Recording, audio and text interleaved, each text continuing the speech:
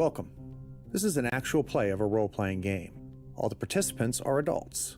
The content is intended for adult viewers. We strive to keep the content PG to PG-13, but it is a horror story and may contain horror themes. Viewer discretion is advised. Enjoy.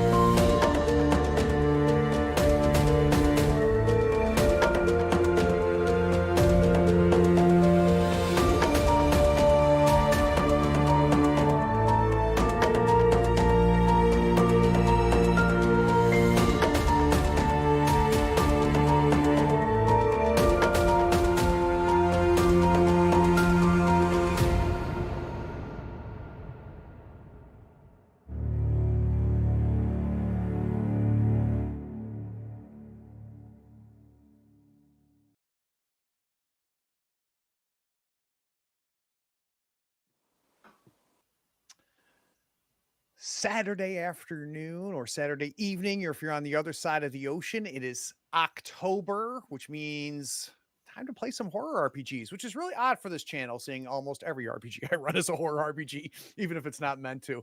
So welcome, friends and floor heads. We have got the cast back. It seems like 7 months since episode 1. Let me quickly bring everybody up to speed. The 4 of our patients were recently transferred from Lehigh County over to Our Lady, which is a rundown old hospital. All 4 of them have been for various months in the hospital for various reasons. So they've been under long-term care. All 4 of them are on the mend, though. They're supposed to be discharged relatively soon, which is why they were surprised to be secretly, with no announcement, transferred to this old Catholic hospital. They woke up one morning in new surroundings. They got a chance to meet each other, and they were then surprised by a very frenetic and panicked German man who was barely clothed, who ran into their room and attempted to attack Ken. And his attack was very focused to below the waist. They were together able to fight off this man, who they later learned was a psych ward patient. He was screaming and yelling some things in German. They couldn't figure out what it was. A very large porter came in and removed the man. Asked a few questions, realized there's some young nurses there that seem relatively nice. The head nurse they got to meet, who is not nearly as nice. And everybody got inspected, not inspected, but got a look over by the doctor, Dr. Drake, who seems like a very kind man. He kind of talked and reassured everybody as far as where they're headed, and that they should only be here a few days, and asked Angela to come down to near his office to an examination room, where he did more thorough examination of Angela, and everything looked pretty good as expected, except her iron levels were low. He noticed right before they were finishing up, and he gave her a very large black pill that should help her with her iron levels, which she took.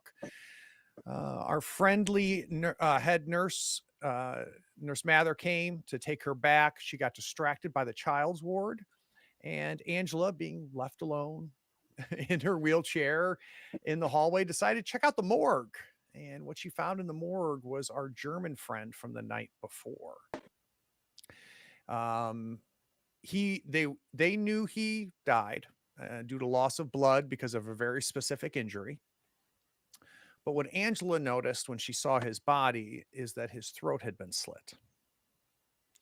So we are now going to come back to Ward 3 as Angela is wheeled back in. Miss Dampier, one of the nurses, Nurse Dampier, is there, and she had a message for Morgan, and she had just got done telling Morgan that his assistant left a message thanking him for not making him come across the country to come pick him up. And if I remember correctly, Morgan, that was a surprise. That was a big surprise. So, nurse, who gave Jonathan the message not to come? I didn't call him. And you can see like the force of your voice just shakes Nurse Dampier. She's like, I didn't give any messages. I don't even know who your assistant is. Would you like me to see if I can get him back on the phone for you? Of course I would.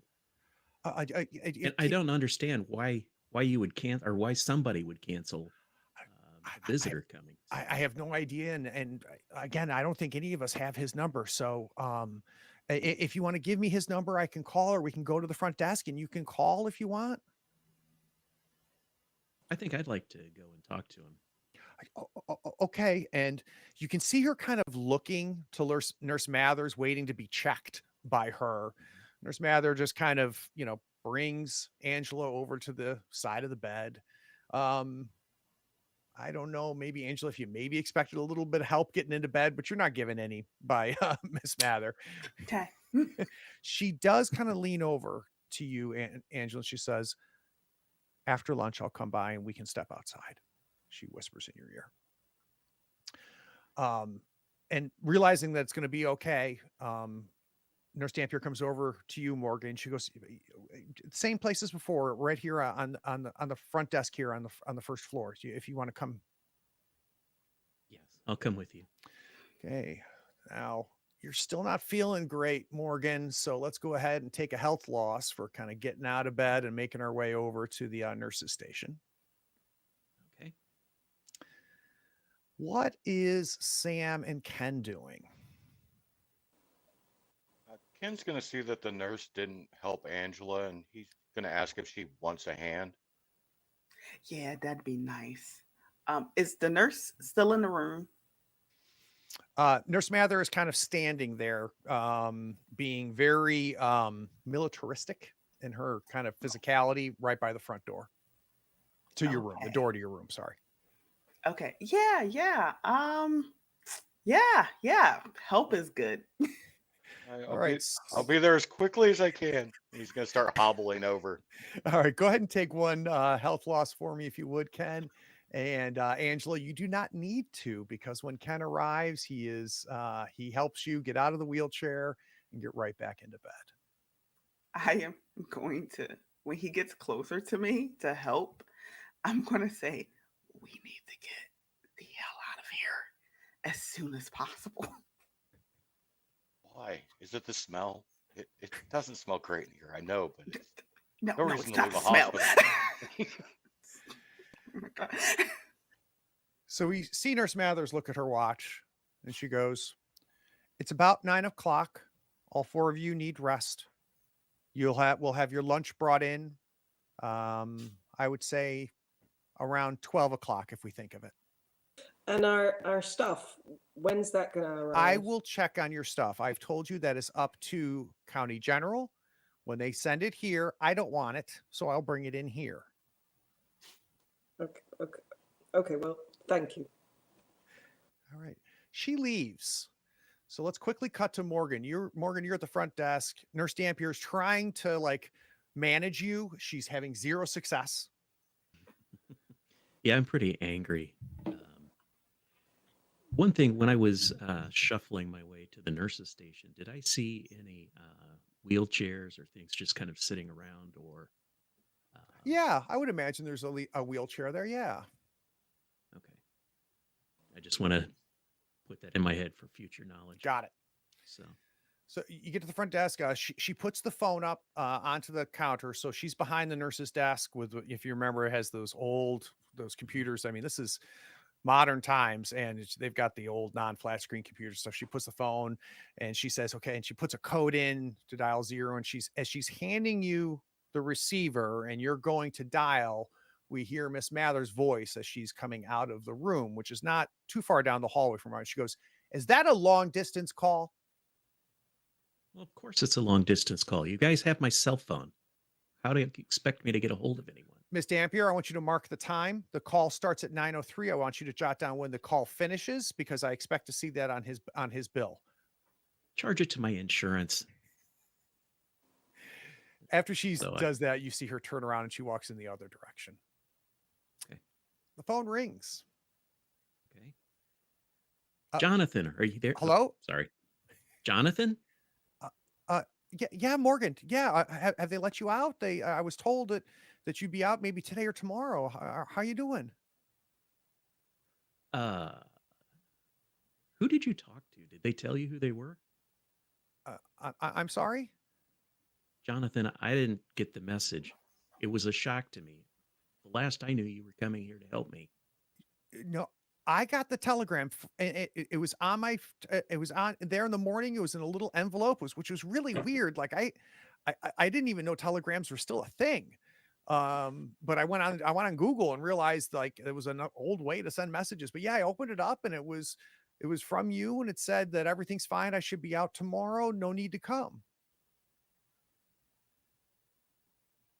So I think Morgan's looking a little shaken here. Jonathan, I didn't talk to anybody. No one's told me about getting out the next day or so. The last I Okay. talked to the doctor, he said maybe a week. Oh, Jonathan, I'm starting to get a little nervous here.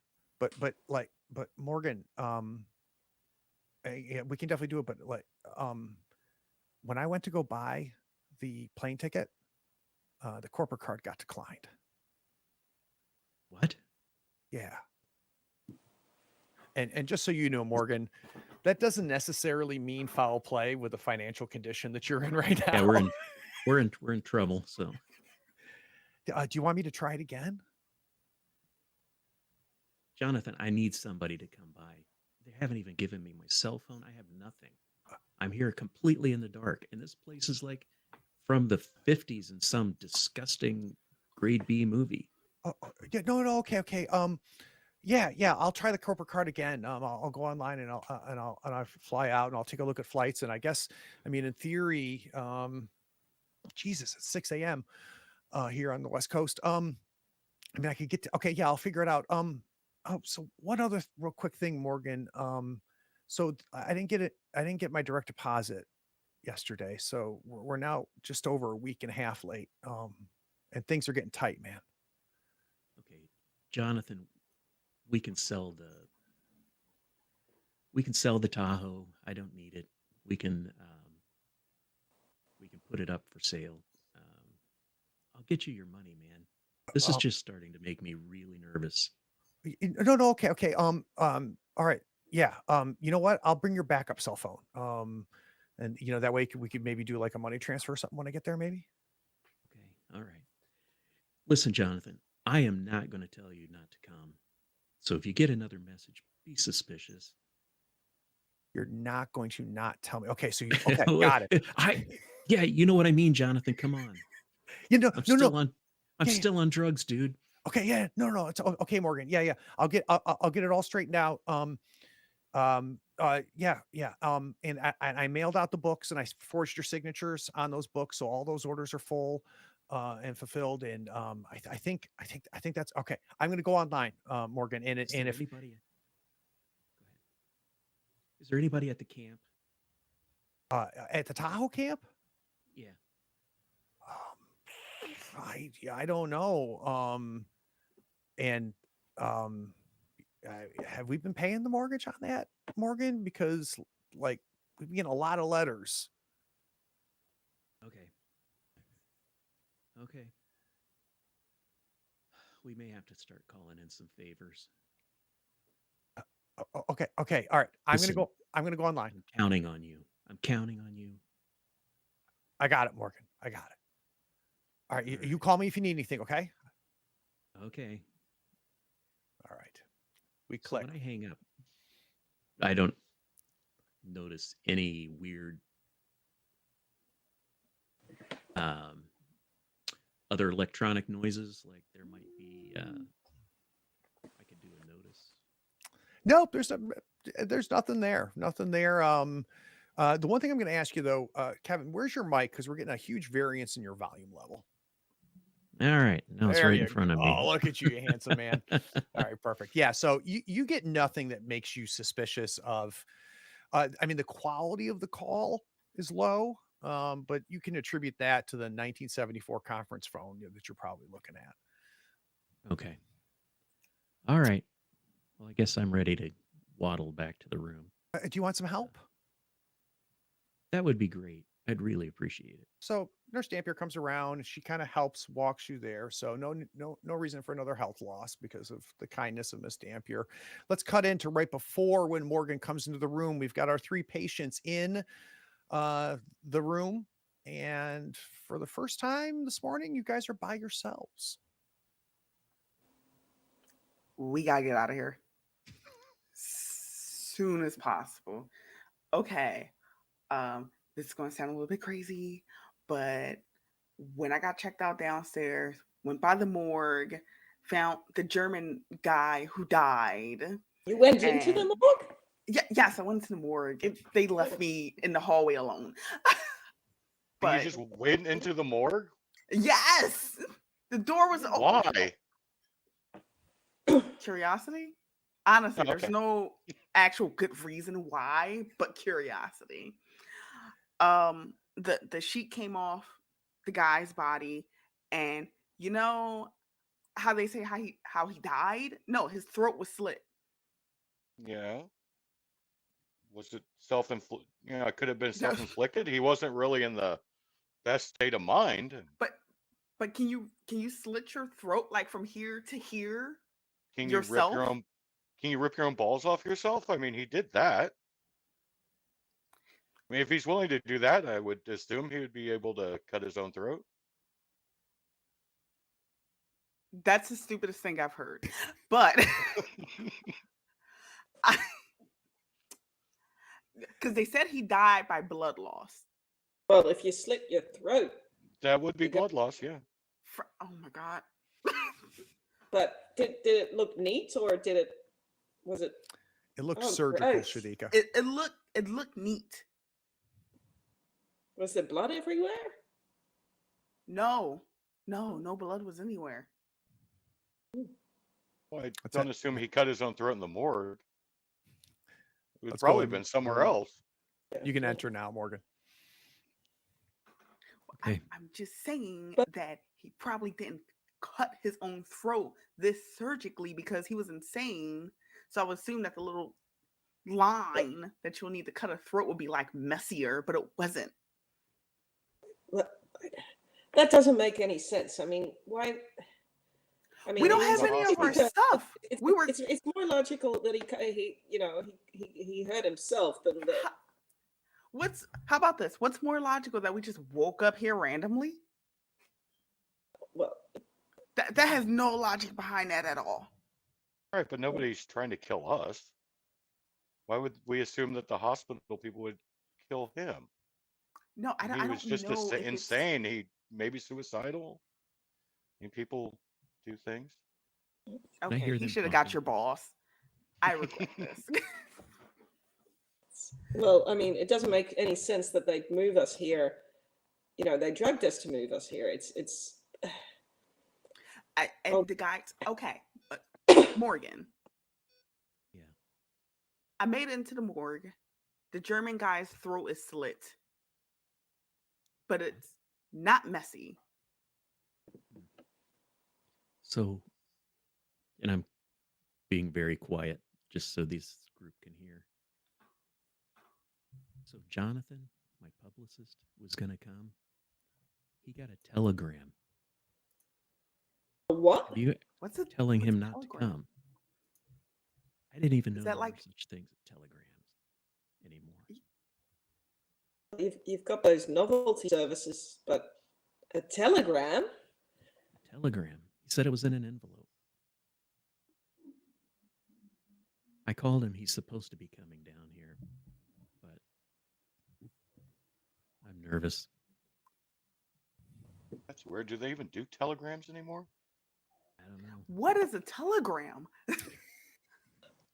It's It, kind of like a fax, something, but it's like, yeah. yeah, it's like an analog email. Okay. Okay. So we have telegrams going to people and Well, guys it with wasn't slit in throats Morse, in was it? the morgue. It wasn't in Morse. No. No, that's a I don't think telegraph. Jonathan can read it if it was in Morse. I mean, everything I else asked him to come and help me. I happened. think I'm starting to get a little nervous. It's Me too. it's good that you've got people to come and Well, help. all right, guys. Finances are not great. I've been in the hospital for a long time. I haven't been able to get any money coming in, but I always had decent credit, and now my credit cards and everything are being declined. I'm not saying that's a conspiracy, but it is kind of odd. And then the body with the throat slit is also adding to this for me. I still think it's more logical that a crazy person killed himself than that the doctors. Could it have been post mortem? I mean, I don't know when doctors, when you're dead, they open your Autopsy? look inside. I don't think but it. I don't think it had any of like the cuts. but Maybe. why would you do a post mortem in the throat? I thought they open up the. So the only reason why I think they would do that is if it was before he died, so he will die. So Yeah, you but think still, the why would doctors and nurses here murdered him? Why would they do Maybe that? not. I don't know. I mean, he was Maybe not crazy, all of but I them.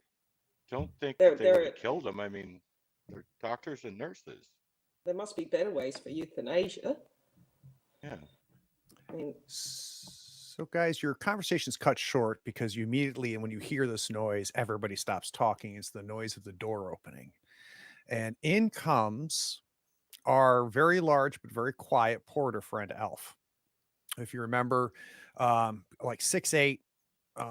If he was 400 pounds, you'd believe it, but it was all 400 pounds in the right places. Just huge tree trunk arms and hairless, no eyebrows, bald head, comes in and he somehow, like an expert waiter, has 4 cardboard boxes that he is easily carrying in his hands.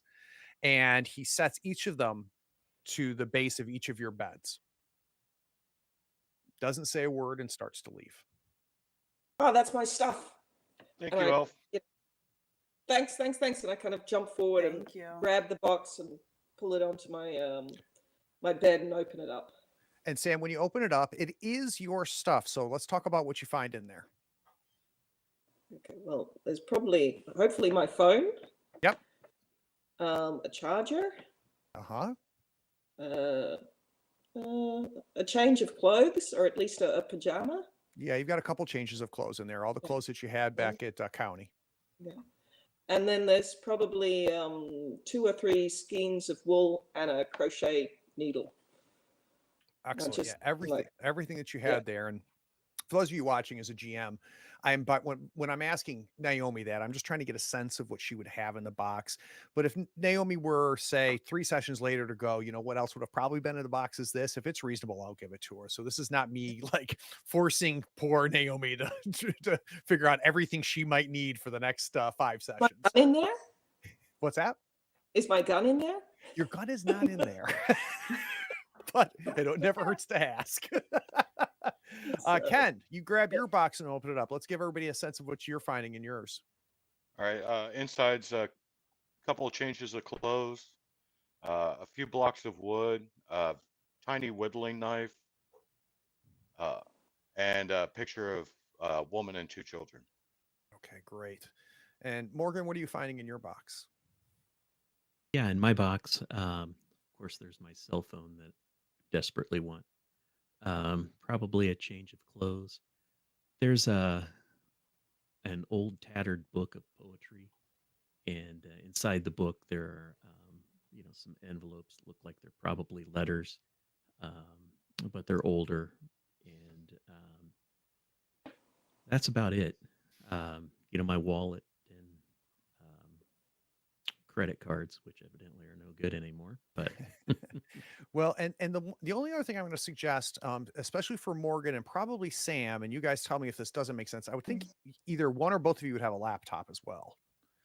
yeah, I was thinking an iPad. Yeah. Okay. Yeah. All right. So let's have that there as well. And Angela, last but not least, what are you finding in your box? So a few different clothing, cigarettes, a lighter, a cell phone, and just a wallet. And that's it. Perfect. Perfect.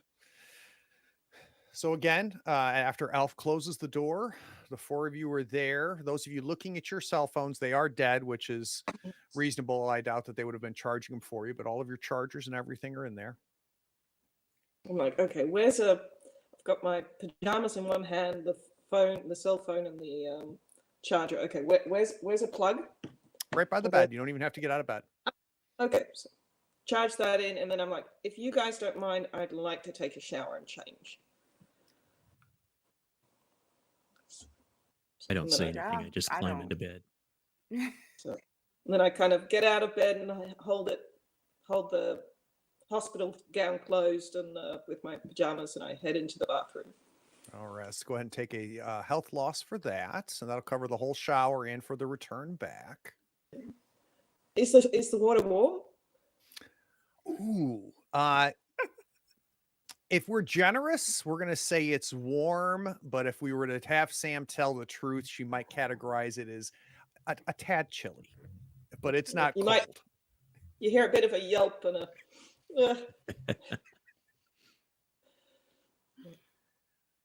and then quite quickly she comes out and she's got this, a very, it's not sexy or something, but it's very stylish, good quality two-piece pajama. It's definitely not cheap. She's like, damn it, I forgot my slippers. I hobble over back to bed, grab my crochet needle and some skeins, and I have to make some booties. I just get crocheting. And if I remember correctly, Sam, that is your source of stability, right? So have you taken any stability loss? I'm at my maximum at the You are at moment, your but max. Okay, great. I'm still a bit unsettled about the throat slit mystery, and I'm getting cold feet. Got it.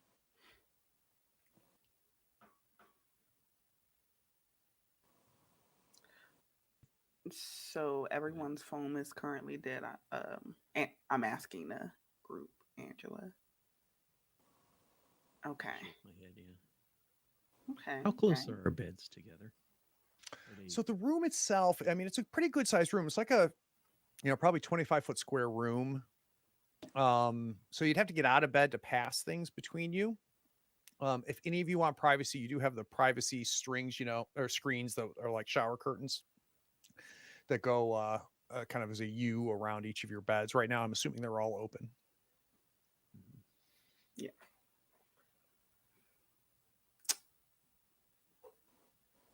Angela, Yeah. when they wheeled you down, what did you see? Did they just take you to this wing? Were there other wings? Did Yeah. you see where the front door was? I think I actually passed by the front door. Yeah, I passed by the front door. And I'll give like light directions there. Yeah. So that was on the ground floor. You guys are on the second floor now. So she went down the elevator just one floor. When you got out of the elevator to the right, long way down the hallway, you saw the front door in the main reception area, and you went left and then took a couple turns. And that's when you got to Dr. Drake's office and the examination room in the morgue. Okay. Yeah, so there's at least an exit that I can just try and will myself on out of. Speaking of, did they give you guys any pills? No. No. No? Okay. Okay, They I'm give just you? curious about. Yeah, it was the strangest thing. It was like a black pill for my anemia. Okay. so you're anemic? No. Well, So- are you feeling all right? Everybody has charts on the front of their bed. Oh, that's true. She's gonna reach over and grab her chart. Like maybe I developed it. All right. So you take a look through that chart, Angela, and everything looks as Dr. Havity's been treating you, right, for all of this time. You get to a page that has test results. You see a series of test results that you have seen before, test results from last week, the week before. There was a test result on there from today, early this morning, a test result showing low anemia. Now, talk to me about your investigative abilities. Do we have anything like notice or medical or? I definitely have notice. Okay. You're not going to need to spend for this. You Okay. notice that the paper that these test results on are a different quality of paper than the other test results. So as you're flipping through these pages, the test result that shows the low anemia either was not printed at the same time or printed on the same type of paper, but the paper that shows all of these different test results is different. Okay, she'll mention that to the group, and she's gonna. She's like, "Yeah, I'm gonna go to the restroom really quickly," and she's gonna like help herself into the wheelchair and go to the bathroom. Okay. And she's then going to proceed to put her fingers down her throat and try to throw up the pill that she has taken. She figures it's too late. Yeah. But here's what's odd. So you no. guys had that reconstituted scrambled eggs and stuff, I think, this morning for breakfast that was brought in first thing in the morning. You see that again. So you're able to evacuate breakfast, but there is no indication that pill or parts of a pill or anything. And if you remember, it was a horse pill. It was a Yeah. huge black pill. Now, very possible it would have dissolved. So I don't know necessarily what this means, but yeah, there's no indication that that pill has been removed. But the trauma of that process, as it settles and your body, anytime we get sick, let alone making ourselves sick, there's an adrenaline rush. It's a traumatic event for the body, right? So it takes a second for your body to just kind of come back down again. Everything's okay, and your heart rate drops a little bit. And as you kind of stand back up and kind of get yourself back into the chair, on the left side of your abdomen, it's tender. Like there's a small spot that's tender. And if you lift your shirt up, Angela, and look at it, there's not a bruise or anything there. So it almost feels like an old bruise, maybe something from, maybe you bumped into something several weeks ago or something. So when you touch it, it's like, oh, so it's not a hard pain or anything. It's a discomfort. Okay. Okay, I would think nothing of that currently. And then she brings herself out and was like, okay, I think the pill may have just dissolved. But I'm going to go lay back down. That was what you were And- doing? Well, yeah. Have you never had like a bad trip or something and your body just needs to expel it? No. Okay.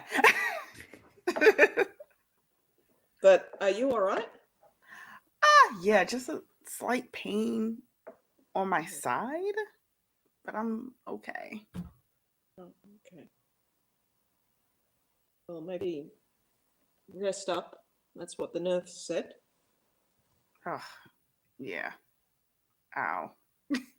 She's gonna help herself back onto her bed. So I try to turn my phone on. It's plugged in. Yep. And it powers up. I want to see, first of all, do we have any kind of phone connection? Any reception? Yeah, and let's have it be like 2 bars, maybe 3 bars. So it's not going to be great. But 5G, going to be able to make phone calls and everything. What about Wi-Fi? There's definitely no Wi-Fi signals. So my iPad is a brick. Okay. I think I pull out my book, and I'm just kind of being quiet, trying to shut everybody out. I don't pull my screen because I'm kind of nervous. I'm just going to start reading. Anything we want to do or have happen before lunch? I think after about an hour, I look up and I'm like, does anybody have a knife or scissors? Gotta finish off this needle. I got a lighter. Well, I have a knife. Do you need to? if you could snip through this this one, then I can start on the other booty. I don't want to Oh yeah. like kind of hobble over. And, Well, I'm sitting in the bed whittling anyway, so I'm just gonna go ahead and cut that for her. thanks so much. If you want, I can make you two for you two after this one. Okay, thank you. And Okay. what do you Hobble making? back and get back What do into you- bed and start on the left booty. Oh, Hey, remind me, Kevin, what's Morgan's sources of stability? Reading the poetry book. Okay, so go ahead and restore one. Okay.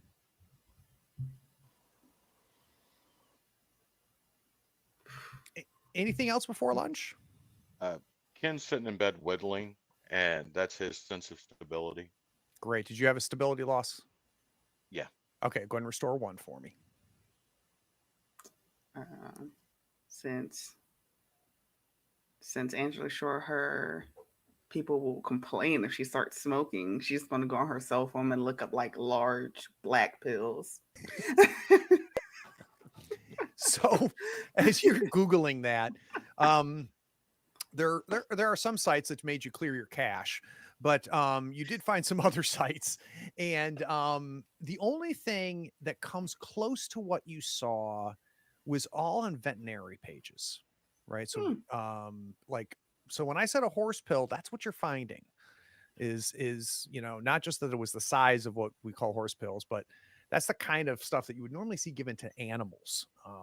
And even use, I think, paused for a minute when it was handed to you way back. Like, that's the biggest freaking pill I've ever had to. Okay. So yeah. All right. So lunch comes out, and our good old friend Dave, the porter, opens the door. He's got a tray, and they've got small plates, so not full dinner size plates, but kind of a smaller plates, and they have these very old metal, excuse me, these very old like metal covers on them, and he brings them to each of you. You guys have little trays that he was able to push under there. He puts the food in front of you. You lift it up, and there's a bag of Lay's potato chips sealed on each of that, and what technically is a bologna sandwich, because it's 2 pieces of bread and a slice of bologna.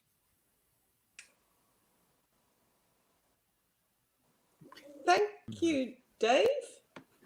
That looks nice. He kind of just shrugs, like, not my fault. Yeah.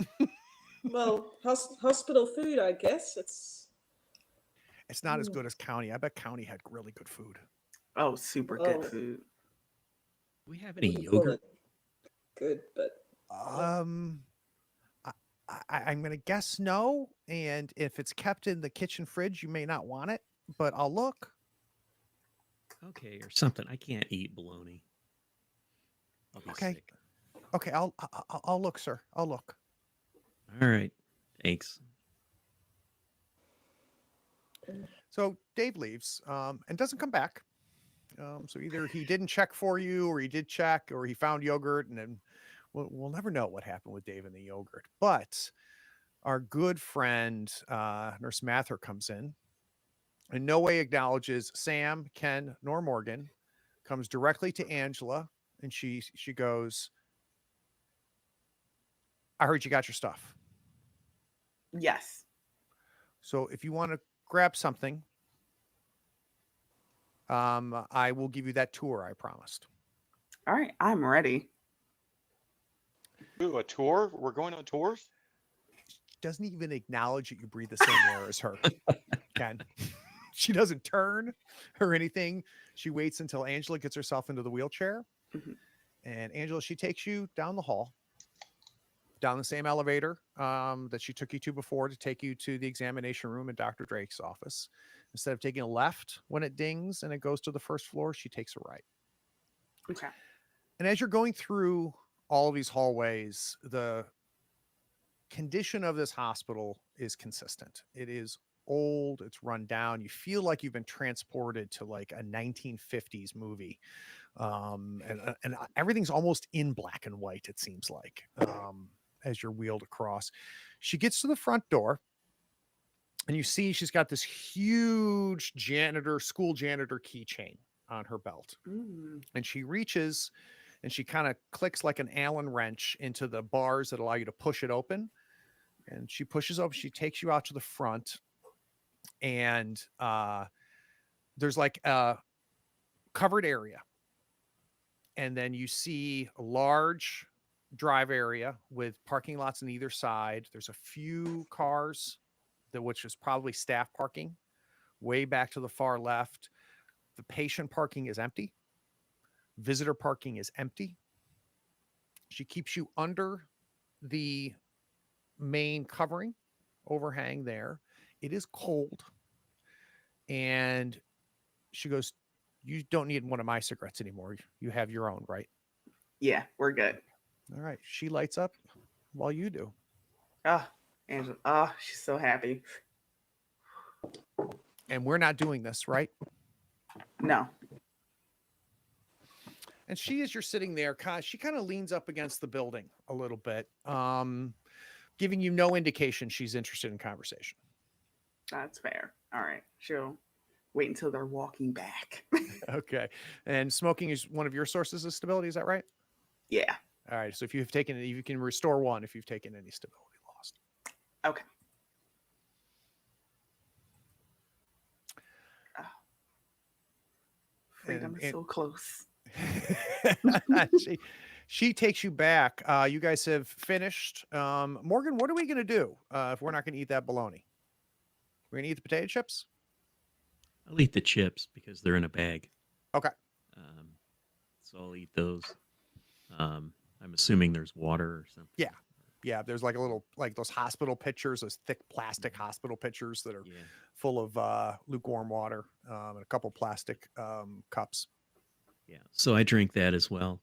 I'm also I'm going to log on to try to access my bank account. You're able to do that on the phone. Looking at it, Morgan, is depressing. You've got 7-8 accounts, both personal as well as corporate accounts.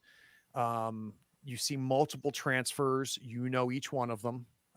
You had really gotten to the point financially where you were shuffling money to try to stay ahead of things. I'm sure an accountant would not be pleased with the amount of shuffling that happened between personal accounts and corporate accounts. But it's all there. But if you're looking for any type of forensic meddling happening, everything looks okay. And the fact that it looks like the only reason the accounts are in the condition they are is because of business. Yeah. Okay. I'm going to send an email to Jonathan. And in the email, I'm just going to mention it would be nice maybe to see if we can get somebody to come into the hospital and maybe do a hospital interview. Tell them that we just need to get some money. And we also need to start building some sympathy to try to get this thing back on track because we've been out of the public eye for way too long. And I also, kind of as an afterthought, ask him how what's up with the police investigation, the person that shot me, trying to figure out, because I haven't heard much of anything about it. and doing a Google search for it, there's Google reports of, or there's news of the incident, of course.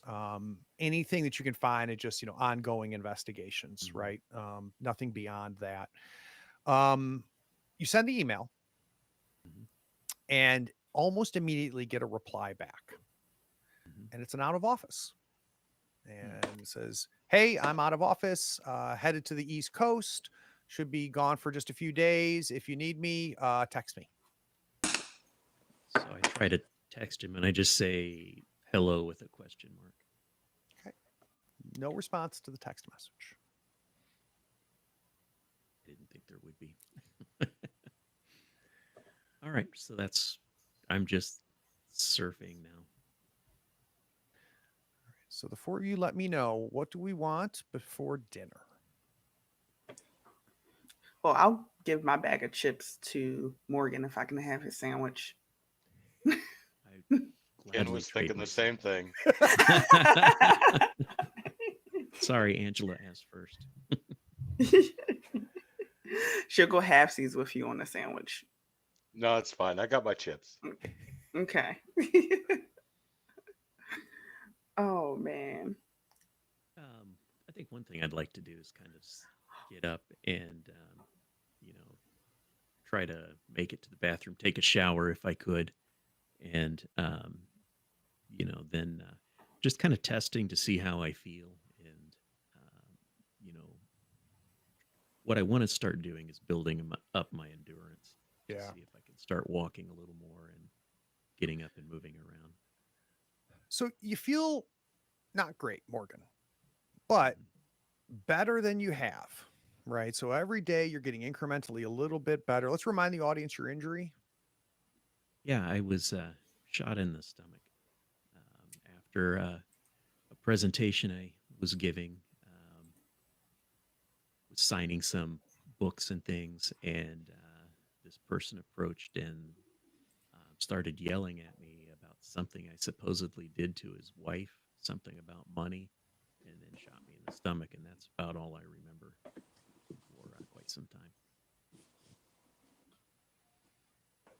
And in my head, I don't remember this person that he was mentioning. I don't remember, because it's not really in my nature to go and rip off people who, want to, take advantage of the the mindfulness training, and that's just not something I've done in the past. So So for all of this, Kevin, we'll go ahead and take one health loss for getting out of bed, getting over, taking the shower and everything, and headed back in. okay, Anything else before dinner? I do want to tell the group, like, okay, maybe it's just me. Is it normal that hospitals lock their front doors? Uh, was the front door locked? I'm Well, yeah, well, no, but when I look around, this isn't quite a normal hospital. So, that's true. I mean, I mean, this neighborhood, it is an up and coming neighborhood. I mean, it might make sense. To lock they them have up. the psych ward.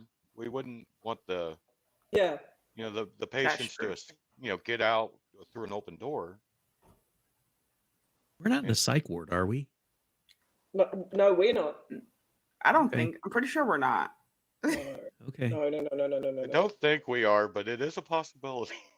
After everything We that's happened, I don't know anymore. well, a No. psych ward patient did manage to come all the way over here.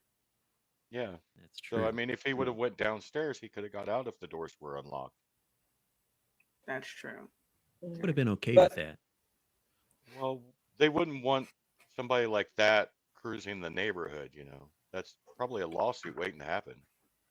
This I think entire experience is a lawsuit waiting to happen. It is. And uh, I'm going to start searching for some legal help. And if you guys want to go in with me, we can do something here. Yeah, why not? And now that Angela mentioned that, Morgan's actually getting kind of excited. Maybe this is the way out of his financial issues. And so now he's going to start thinking about that. how much money you can get from county. I do have Look to around. They initially. don't have much money. Yeah, no. If And they had money, That's this place would look a lot better. I do have some that's lawyer true. friends that I know through the realty, but I get the impression that they're the ones that make money, not the clients. So, but Yeah. I just want to get better and get out of here. I mean, get retransferred.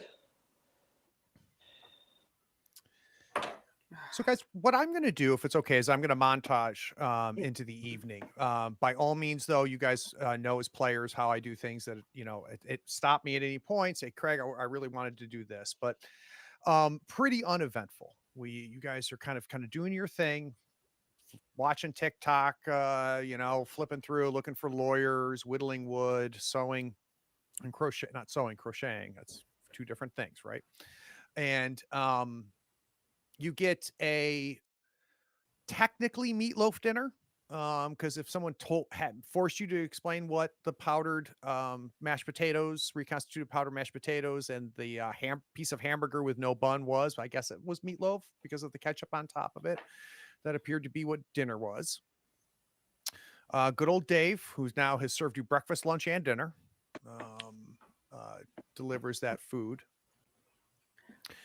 And we see you kind of go back, chit chat, learn a little bit about each other if you're in the mood for it. But now, sun is set.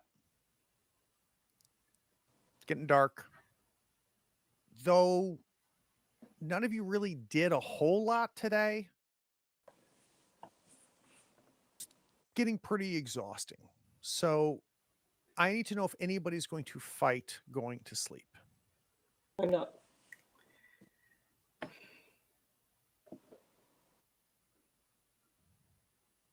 I see 3 shaking heads. I haven't seen a 4th. She would like to fight it for a little bit at least, as much as possible. So, like, fight it. We should do something mechanically about this, or are we gonna? I want to know how hard you're gonna fight it. I want to say something mechanically. Okay. All right. So let's do this. Let's go to your sheet, and I would like. I'm gonna have you do a health roll. Oh, health roll. Okay. Yeah, and I'm gonna make the target number 5. So Okay. in the way that this is a gumshoe system, Fear itself, they always roll a d6.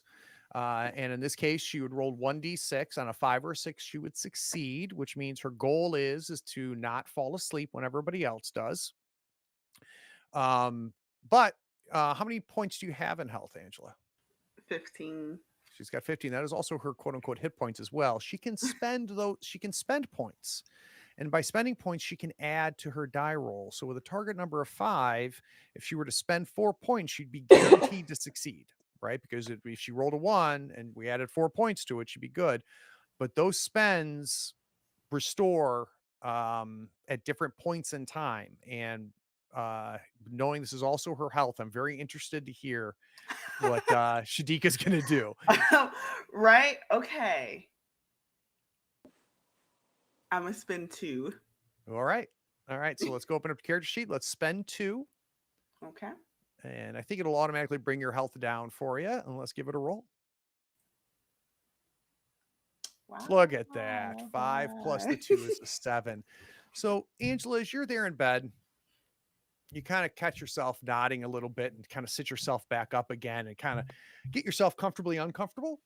But we do see Sam, Morgan, and Ken kind of doze away.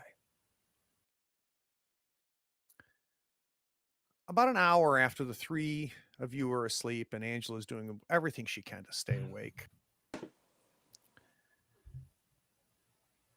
Angela, there's a lot of things that you notice. Okay. About an hour into them sleeping, you notice like you kind of grab the sheets on your bed and kind of pull them up a little bit on you. And you realize the reason you're doing it is that it seems cooler. And the room seems to be getting colder. Okay.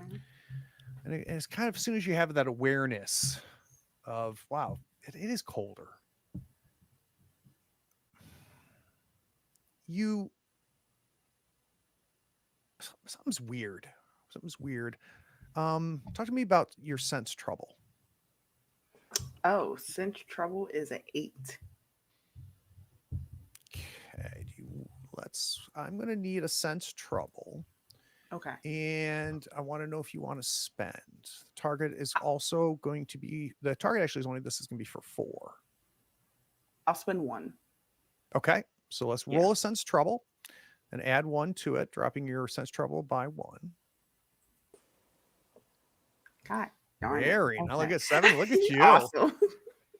You can't put your finger on it, Angela, but your gut feeling right now is to hide. Okay. Just everything in your body, everything is just telling you something is screwy, something's wrong, and I need to not be seen right now. Okay. Because she follows her gut and all her instincts more than anything. So she's gonna try to make it to the bathroom and hide. Okay. So you head into the bathroom. Go ahead and take a health loss for me for that. Oh. And you close the door. Now, I think I'm going to start by describing what's heard because we've got 3 people who are sleeping, but 1 person who's awake but has no visual. And you maybe, if you're okay with this, I'm having your head like close to the door, right? Oh, for sure. Yeah. So you hear the door to the room open. And those are footsteps, right? Yeah, those are footsteps, but yeah, more than 1 person, I think. Hard to tell, but they must be wearing like tap shoes or heels or something because it's very instead of just like a doon doon doon, it's like a click click click clicking sound. You can hear more than 1 person coming into the room. And Shadika, you know how we do this is I'm describing things, you interrupt me, right? If you want to do something. Okay. Could I be able to distinct if they're like a nice pair of dress shoes that's something a doctor would wear? Ooh, boy, look at what is there something? Do you have an investigative skill that you think would apply that would give you more information about footwear? The only thing I can think of is notice. Okay. No more information for having notice. At least in your current state with the door closed. Could it be? No, I don't think nothing else for footness that I can actually think of. So the next thing you hear, Shadika, Okay. and guys, as soon those that are sleeping, I'll let you know if you notice anything. Okay.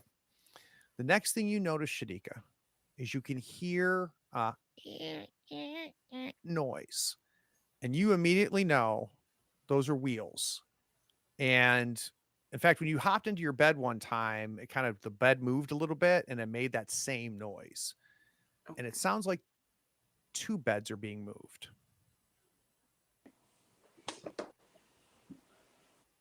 Oh gosh. Okay.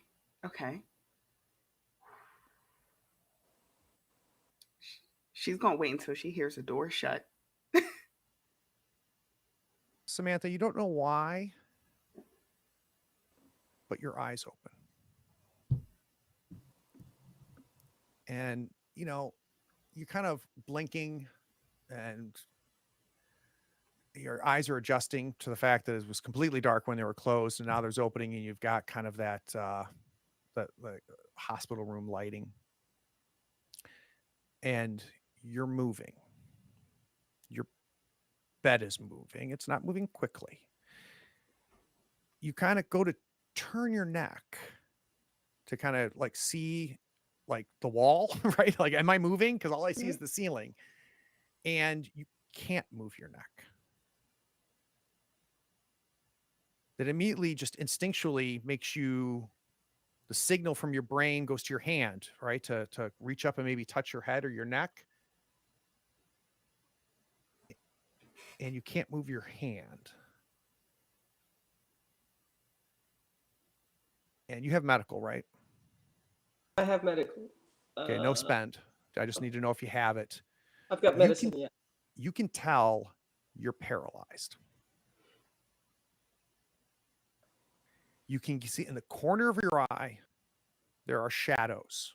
There are people moving around you.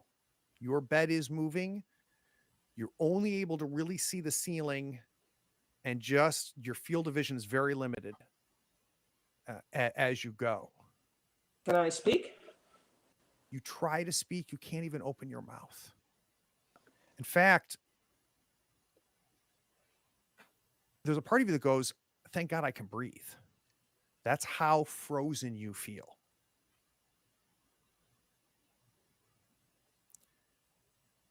The light from the ceiling, lighting, is blocked. As a head leans over. And as soon as it's blocked, all you see is the halo first, right? Because your eyes can't adjust that quickly as this light is blocked, and now you're seeing light. Now you're not seeing light. The shape it looks like a woman's head, kind of, normal, and some sort of hat, and then you're like, oh wait, that's like a nurse's cap, right? Okay, that makes sense. As your mind is trying to like slowly adjust to what's happening, and part of you tickles in the back of your brain going, but that's like a really old, like old school, like 1920s nurse's hat, right? Like nurses don't even wear hats anymore. And as your eyes adjust, you see its face.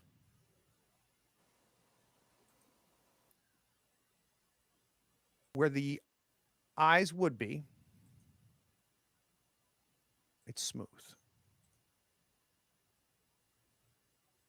Where the nose would be, you can see the shape of the nose, but there are no nostrils. Nor a mouth. And your initial assessment was right. That is an old, like, nurse's cap that would be kind of normally pinned, like with bobby pins, into the woman's hair back in the 30s and 40s. You notice that the hat is being held by two nail-sized pins going into this thing's head. And as you realize that this thing is featureless, you see the scars like a spider web across its face. Some of them healed with like a purplish hue to them. Some of them newer with fresh stitches on them. And then you see the other one at the foot of the bed. And you see a third one pulling Morgan's bed.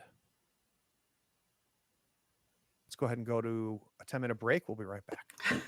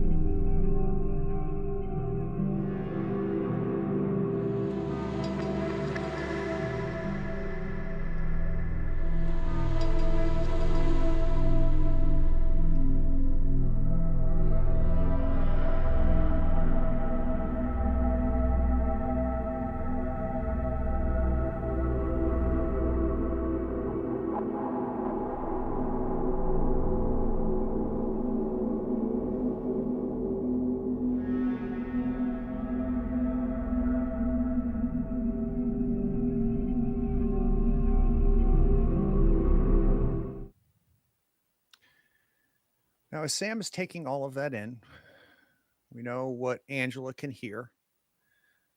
Morgan, your eyes start to open as well. And you feel and go through very much the same process that Sam goes through as far as taking information. And you are able to see you are moving as well.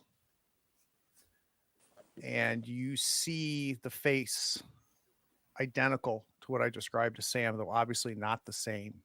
We're going to call them nurses. But unlike Sam, and I don't know if it's sheer will or why, Morgan, but you are able to kind of close your hand a little bit. So you're don't seem quite as paralyzed as you were in the first couple seconds, right? You flex your hand. And as you do that, this thing's head turns and looks at your hand. And the only way I can describe how this thing moves, it definitely seems unnatural.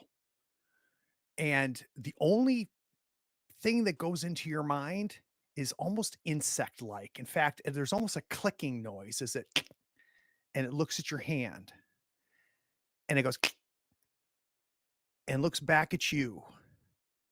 And into your field of vision, its hand comes up.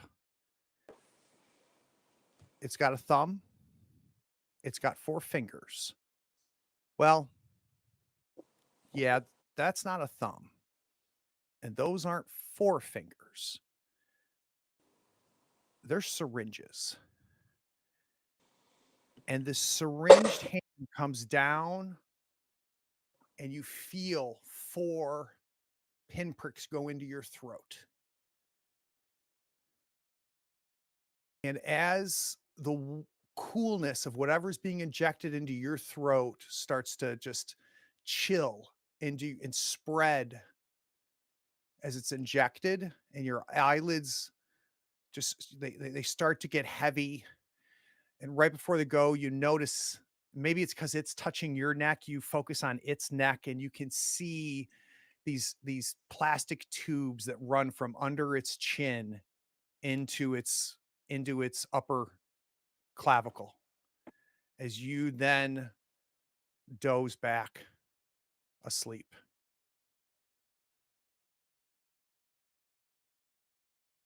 Bathroom door flies open and Shadika, you are faced by one of these things. It is standing there. You see it immediately. It causes you to fall back, and standing in front of you in a nurse's gown that's stained with some red stains, some brown stains, some dark gray stains. It is emaciated.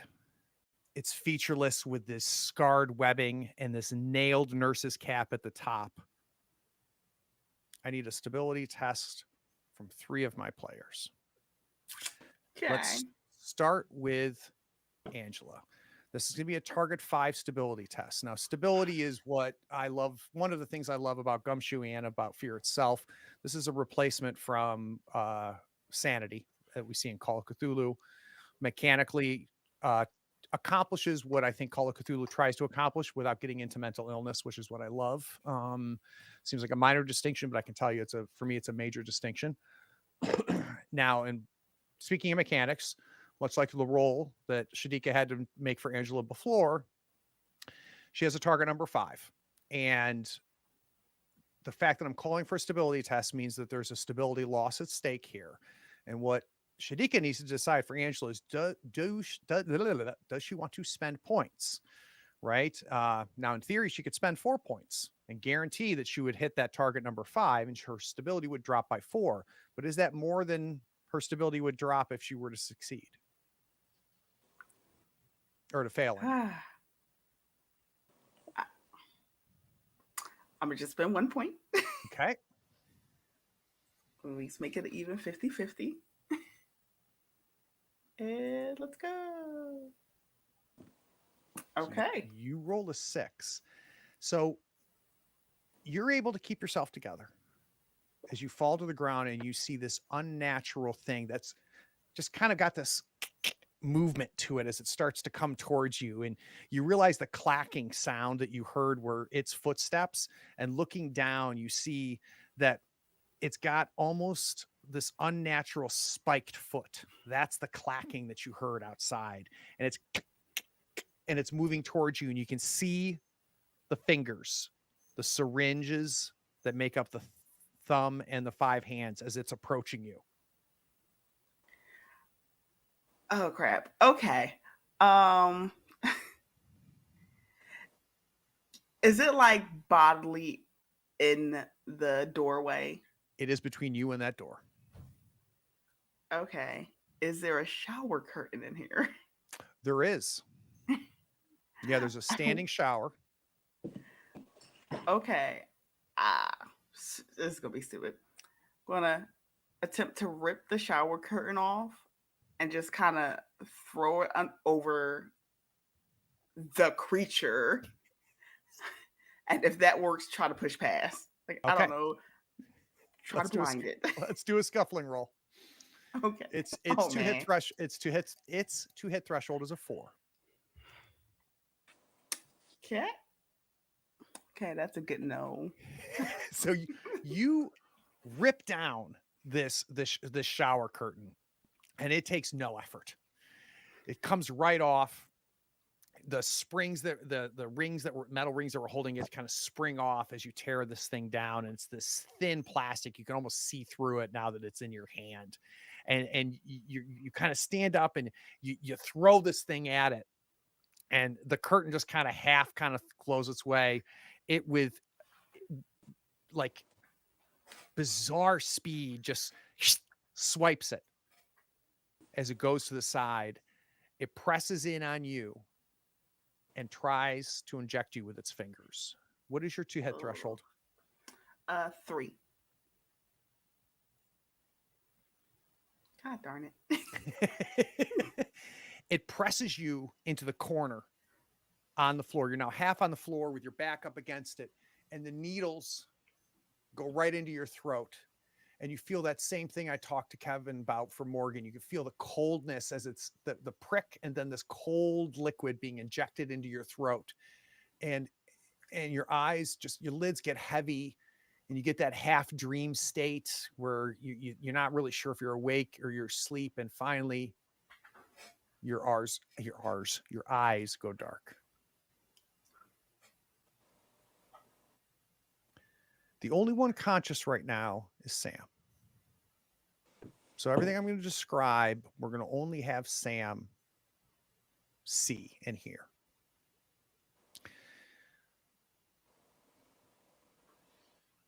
The one that was near the bathroom door, you hear a kick, kick, kick, kick, kick, kick as it goes to the door to the room and opens the door.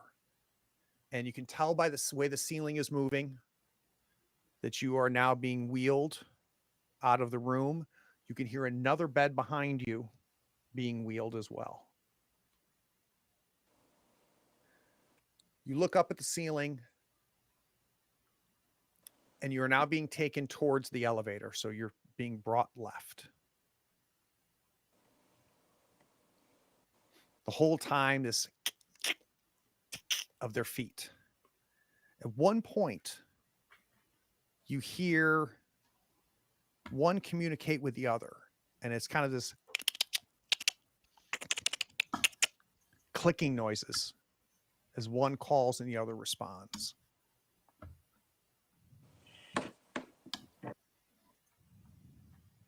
You hear ding as the elevator door opens. You're wheeled in and pushed to the far right of the elevator. You can hear the other bed wheeled in as well to your left. Ding! You hear the door close and the elevator move. It moves up. And it has this groan, mechanical sound as this elevator just is trying to be relevant, being this many years old as it takes you up. Ding. As you reach the floor, it feels like one floor, Sam. Which you know this building, you know it. It's a 3-floor, 3-wing hospital. You're then wheeled out, catching glimpses of this thing as best as you can tell. There's one pushing your bed. There's another one pushing a bed that seems to always be out of your sight and behind you. And there seems to be a third one that seems to be leading the way, though you can't see the third one. You can only see the one very briefly. Every once in a while, you'll catch a glimpse of it leaning over and looking at you with no eyes. You're wheeled down a hallway, another hallway. Your eyelids are heavy, but you're doing everything you can to try to keep them open. You think you're tracking, like, okay, we took a left, we're taking a right. The ceiling seems to vary as you're going. There's times when it feels like the ceiling is all black, and then it comes back and you see the tile drop ceiling. And then other times they look like vines, like overgrown. And then they come back again to just this drop ceiling. So it's almost of like a warped change as you're taken through these twisted hallways. You're brought in to a room. Hard to tell what this room is, though it smells chemical. You have investigative. Remind me what your investigative skills are again. Let me just look here, Sam. Research. You've got medicine. So let me tell you what you can tell with medicine. With though the equipment's very old, the lighting, the overhanging lamp that you're pushed under, immediately you're like, holy shit, this is like an operation room. Like this is where people are operated on. Maybe 50 years ago, but this is where operations are happening. You will get additional information if you wish to spend your 1 point in medicine. Yeah, I'll spend that. With that extra spend, you see activity. These things are moving around. They're very, very active, and equipment is being passed over you.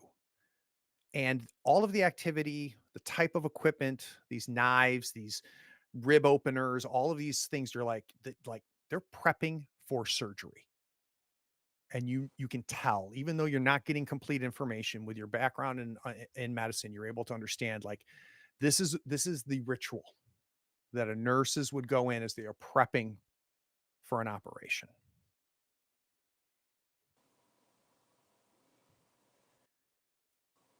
The last thing that you register is a fourth figure. You can see its shadows up against the ceiling.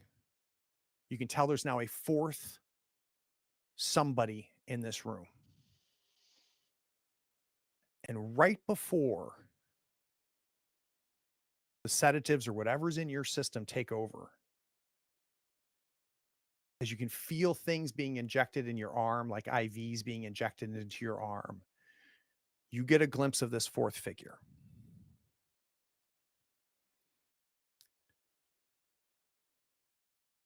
It's in a black cloak.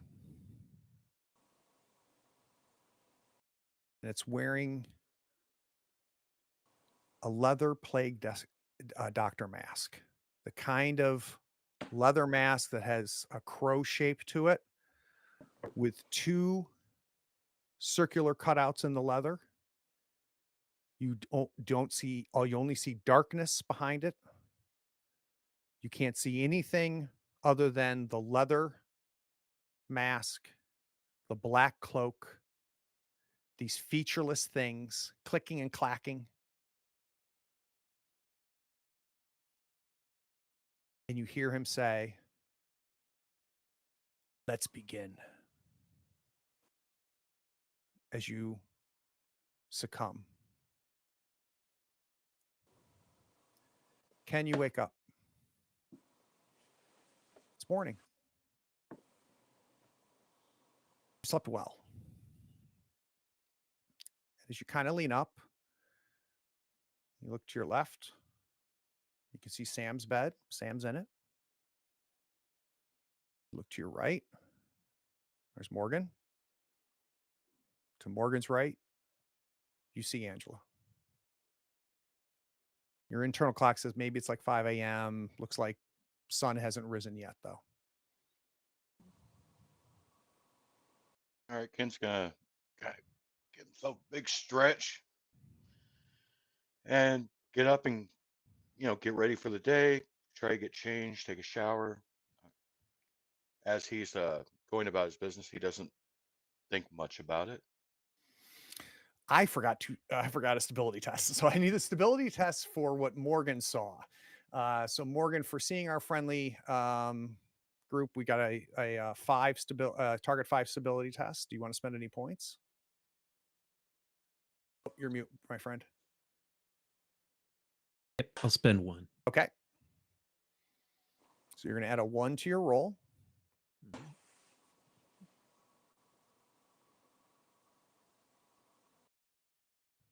Mhm. Where do you roll it? Sorry. That's okay. Go to where stability is, hit the plus to add 1. To the far right, there should be a little button. Got it. I think it says roll. It's hard to recognize. It does say roll. Okay. So all right. So you failed. You rolled a 3 plus the 1. You hit a 4. You needed a 5. I need you to take drops 2 stability for me. So your total loss was 3, 1 from the spend and 2 from the loss. Sam, for you seeing these nurses, I need the same target number 5. Are you going to do any spend? I'll spend 2. Okay. All right. Target 6. So you take no stability loss. So Ken, as you started kind of sit up and get ready, Angela, you're the next to wake up. And the last thing you remembered were those things in your neck. Now you're in bed. It's morning and you can hear and look over and see Ken is kind of working his way to kind of sit up in bed. You're on mute as well. First thing, touch my neck to see if there's any like needle holes or hurt. None.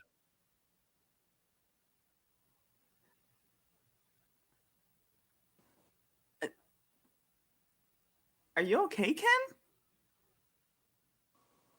Yeah, fine. Good morning. Okay. Well, is there something wrong? No.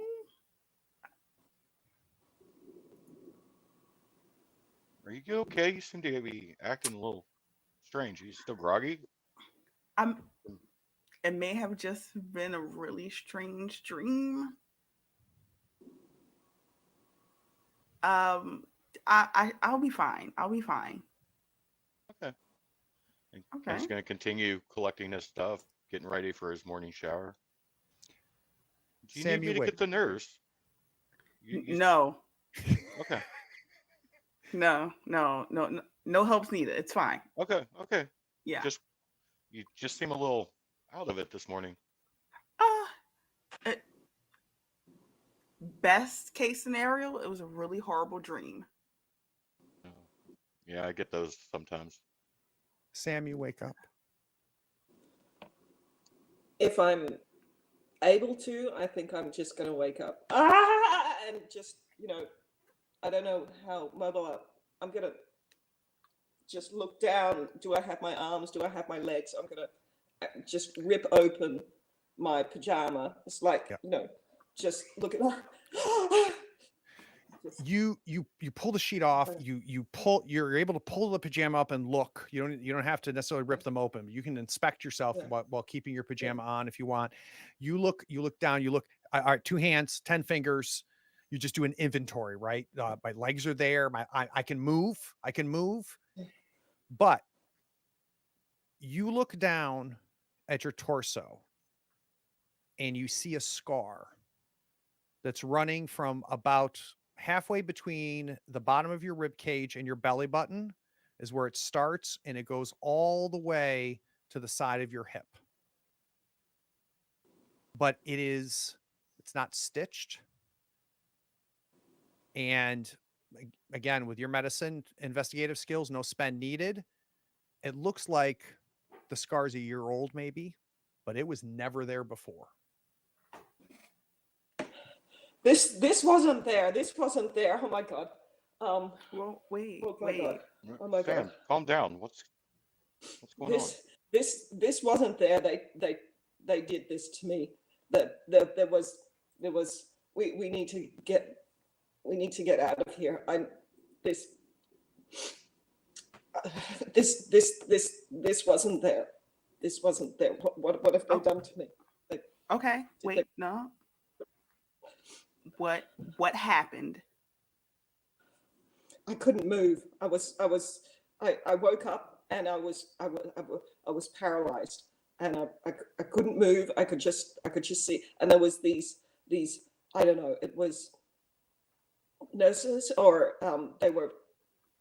They didn't have Fingers? any eyes. They didn't have any mouths. There was it was they had their hats were nailed on, and then they took us out, and I think they must have operated on me, but this wasn't there. I want to go home. I want to go home. Okay. Just trying to see if we are either the same type of crazy or this has really happened. The fingers. Did you see needle fingers? I don't know. I don't think I saw any fingers. I just did. I think. So you did at one point see them. No, there were needles on their fingers. There were, and there was It this. wasn't human. No. I don't know if it was human. They did something to it. I don't know. It was. There were needles, and then there was this. You know, the doctor, he had a mask. It was like one of those black masks, and there were holes in the eyes, and it was in an operation room. I mean, they took us out. It was up in the elevator, and I'm sure I know my body. This wasn't there. This wasn't there. Angela's gonna check over herself. So as it's happening, Morgan, you heard about 2/3 of what Sam said, because her scream initially woke you up, and you were very disoriented at first, but you were able to hear 2/3 of everything that Sam and Angela just said. Angela, you reach down and you look to where that tenderness was.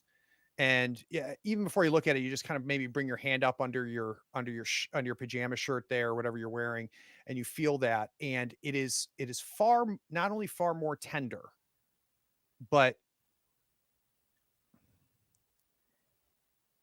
it feels like something's under there, something hard, like a bump, maybe the size of a large pea. And you keep almost like you just keep running your finger over it, right? Just, is it really there? And you can feel it. It's deep under the skin, but it's hard. It's soft all the way around and tender all the way around, but there's a hardness. And it's maybe about 3 inches, maybe to the left of your belly button. It's gonna lift up her shirt like right above that area and say, "Okay, this started happening yesterday, and now today it's hard, hurts, but it's hard." But I know I'm pretty sure I heard them take out 2 people last night. Before I was found in the bathroom. There was another bed in the elevator. I look up. I'm like, Ken Morgan. Morgan? Was it you? Yeah, Morgan's really quiet. Maybe has some tears in his eyes. but he's kind of afraid to move. So Morgan's just laying there. All right, so you're saying there's something wrong with you. Do we need to get a nurse to look at what? No, no, no, No. no, no, no, no. Why? Like, we're in a Happened here. hospital. If there's something wrong with you, then a It medical happened professional should. in the This happened hospital. here. We I don't know. It's Well, somebody. nurse, I'm gonna Things kind of look took over at things Sam took me too. out of. I want to look at her scar if she'll let me. The I know it looks old, but it wasn't here yesterday. well, wound. I'm sorry, but wounds just don't heal themselves like that. That doesn't look like it happened last night. Yeah, but wounds don't just appear. They were prepping me for surgery, and this wasn't here. This wasn't here yesterday. I'm not And it, discounting that, but could it just have been a bad dream? And no, a bad. Shadika saw them too. Shadika saw Morgan. Morgan, did you see them? Morgan I'm not stands up. crazy. I'm not crazy. I'm Morgan not saying you're stands up crazy, and but like sometimes they give us sleeping medicines and messes with our brain chemistry, and we get bad dreams. So I'm Did not they saying you're give you? crazy, but No. I, No. Did they give us medicine last night? Was the food?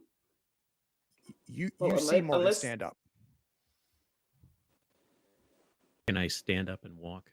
Or You am I- can. You can. You got to take a health hit. 1 point. Mhm. I'm going to the bathroom. Going in there, and I'm going to lock the door. Not say anything to anybody.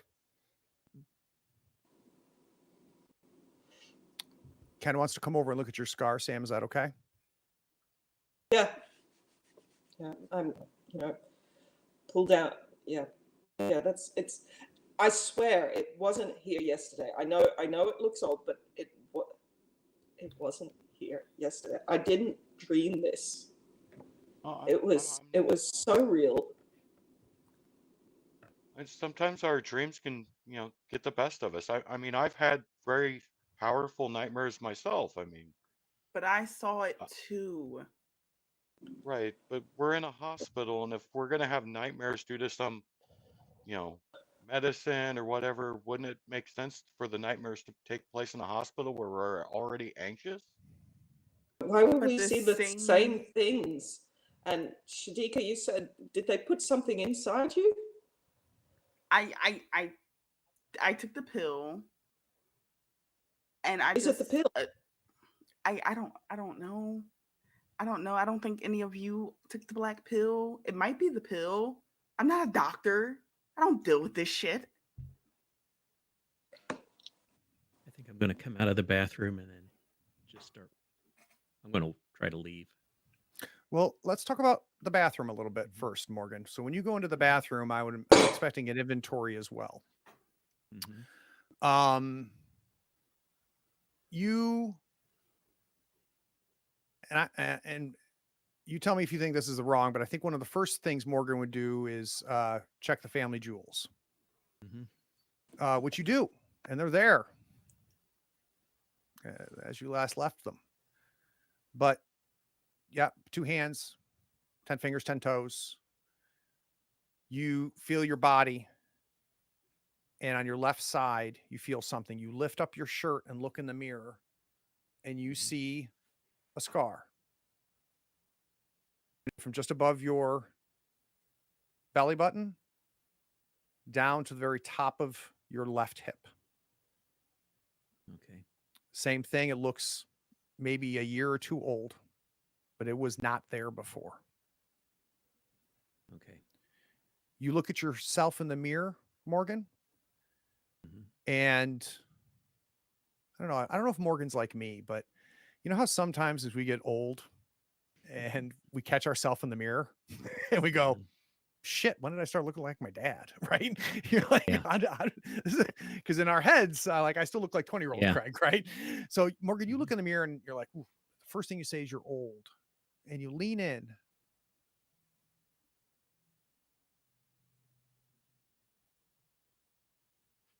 there's a scar on your forehead that runs almost the entire length, and it's faint. It almost looks like a childhood accident, maybe. That's how old the scar looks. But it's directly horizontal, and it's left to right. I think we lost Kevin. We'll wait till he gets back. Mhm. Let's cut back out outside to the room. And you just slept through the night? Yeah, it was nighttime. I was tired. I was up the whole night before. I mean, I didn't have any bad dreams. I don't think I had any bad dreams either, Ken. I know. I mean, is there somebody we can talk to? Like maybe they have a staff shrink or something? Oh, no, I mean, I'm not. Okay. I'm not I'm going to break crazy. character here for a second I'm not Yeah, crazy. because all of a sudden everything just went blank for me when you were describing the scar across my head. Okay.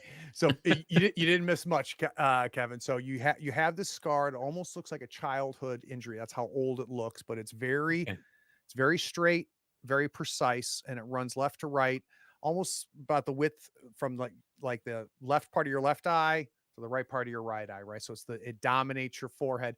If you squint your eyes, if Morgan squints his eye, it vanishes because of the wrinkles in your forehead, right? But if you kind of go like this, you can see it's not a wrinkle. Okay.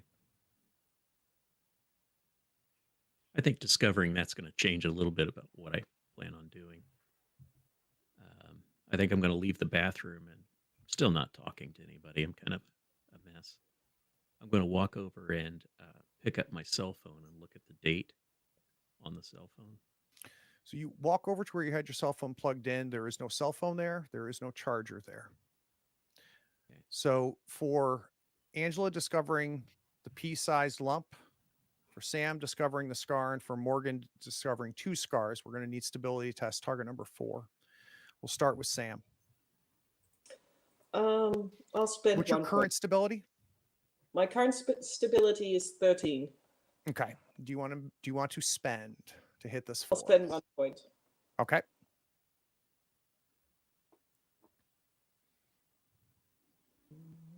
Let's see. Oh, I'll try it again. Well, it doesn't seem to roll. Refresh your browser. It'll take a Oh, yeah. second. Well, we'll wait on that. We know you're spending 1. How about Angela? I'll spend 1. All right, let's see if you can roll. Okay, I'll tell you your loss in a second. Morgan. I'm going to spend 1 as well. Okay.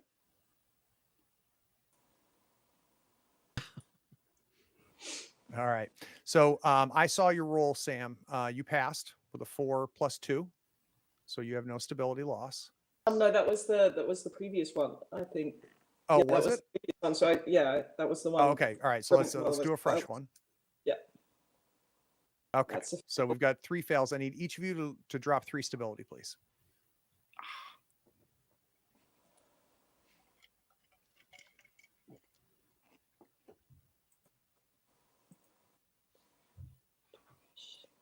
That's going down quick. The door opens. And in comes the young, unconfident Nurse Dampier. She's, oh, you're up. She's got 4 clipboards in her hand.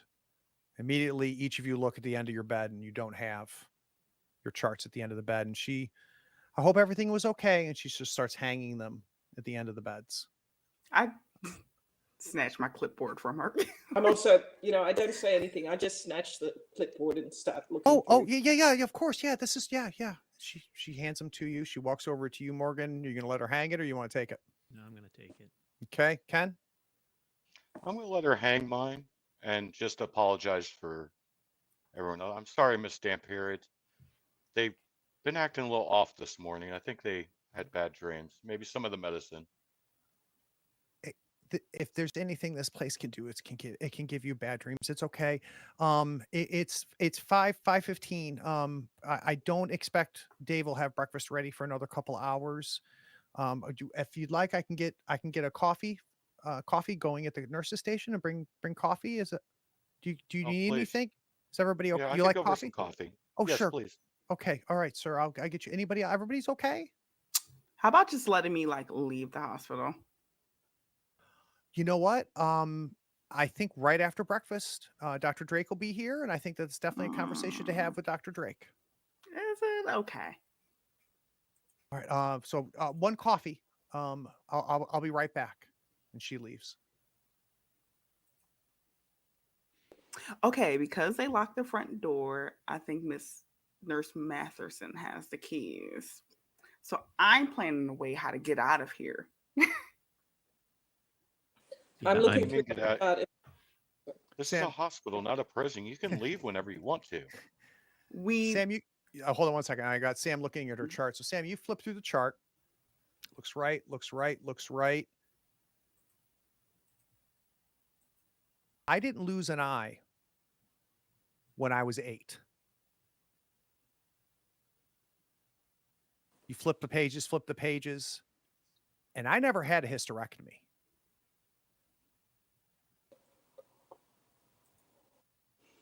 And I touch my face and both my eyes, and I'm like, they're Your still left eye there. is made of glass.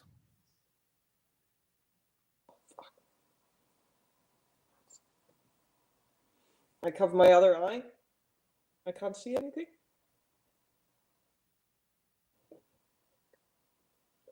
This is. I'm missing an eye. This one's not real.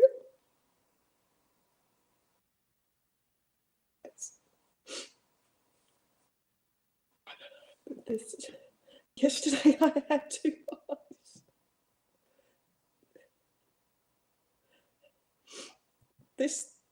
They changed my chart, and they took my eye, and I want to go home.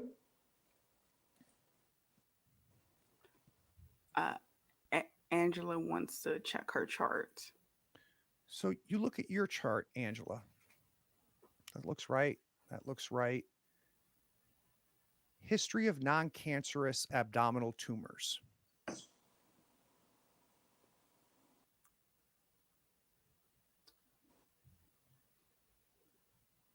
I've never had a history of tumors in my life. Like I would know. I've been to the hospital quite a few times, and this isn't. No.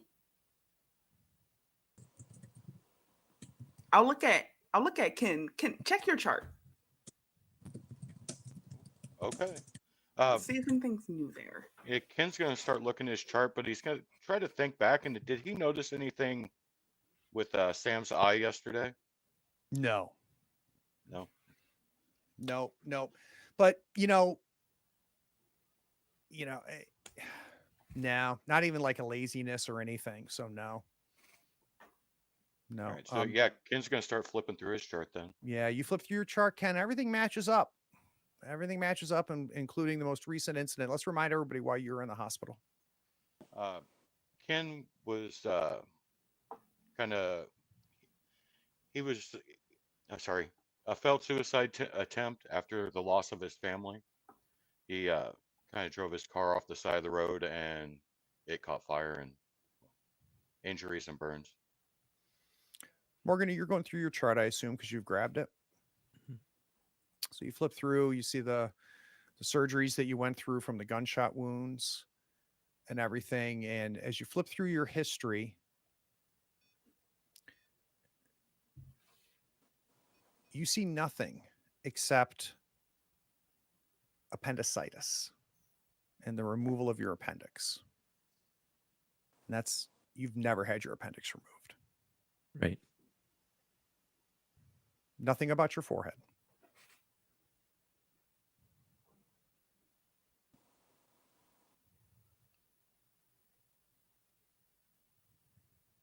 I need to get out of here.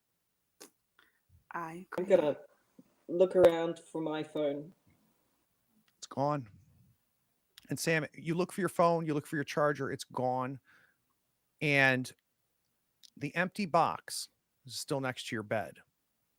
And maybe you checked it, maybe you didn't, but there's a piece of paper at the bottom that says inventory.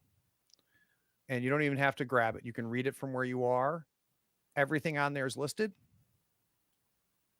but no cell phone, no charger. Ken, do you have your cell phone? I don't have a cell phone. I'm gonna check for mine. Same thing. No cell phone and no indication that you ever owned a cell phone or it was part not no indication. No indication on the inventory sheet of a cell phone. And Morgan, you're missing both phone and iPad, and they are not on your inventory sheets either. And Ken saw them with Oh their yeah. cell phones. Okay. So do you still think we're dreaming, Ken? Is Nurse Dampier still here? Nope. She went to go make coffee. She's not No, heard I any don't- of this. I don't think you were dreaming, but I mean, there has to be a logical explanation for all of this. Is there in the bathroom? Is there the shower? Is the shower curtain up? Nope. Okay. And she'll point to the bathroom, opening up the door, point at the shower to Ken. I ripped the shower curtain off last night and attempted to throw it over that monster, and it's not here. Yeah, the curtain's gone. It's gone.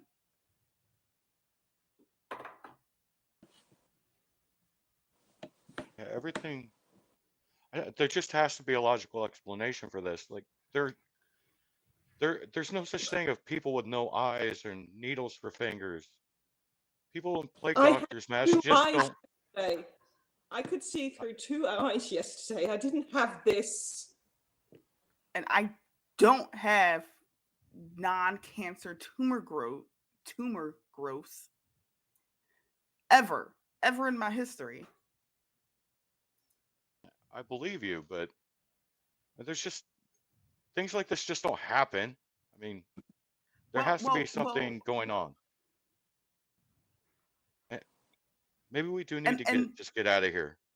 Even yesterday, I mentioned that the chart had 2 different papers on it. Does the paper with where the new stuff is mentioned, does that look different than the other pages? All your papers match. And oddly, so do Angela's. She flips through it now. She was like, it didn't match yesterday. They're fixing everything.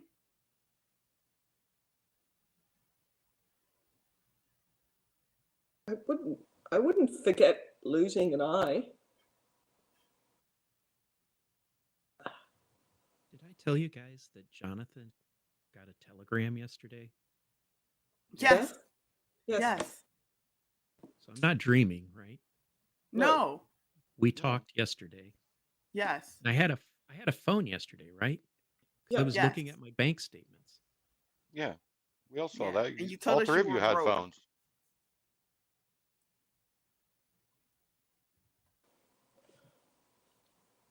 I'm gonna. Front door Well, no, slowly opens. Miss Dampier comes in. She's got a steaming cup of coffee. She remembered you liked it black, Ken. Doesn't really say anything. She just goes, here's your coffee. Thank you, Miss Dampier. Where's our cell phones? I'm sorry? Cell phone.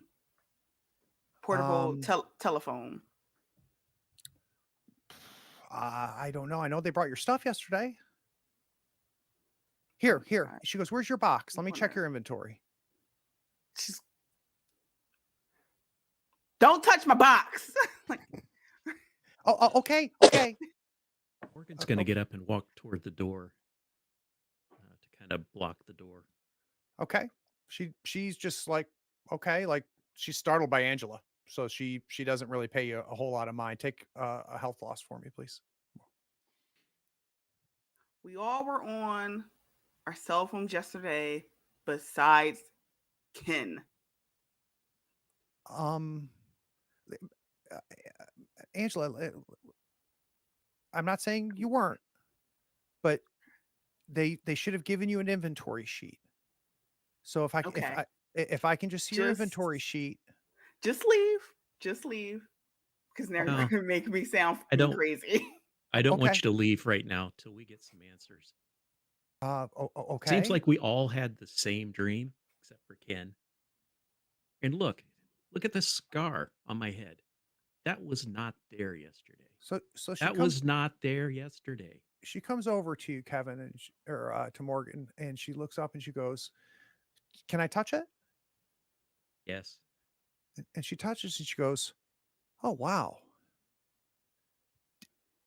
that's that's really old, sir. Did you like fall out of a tree or something when you were a That kid, was or?" not there yesterday.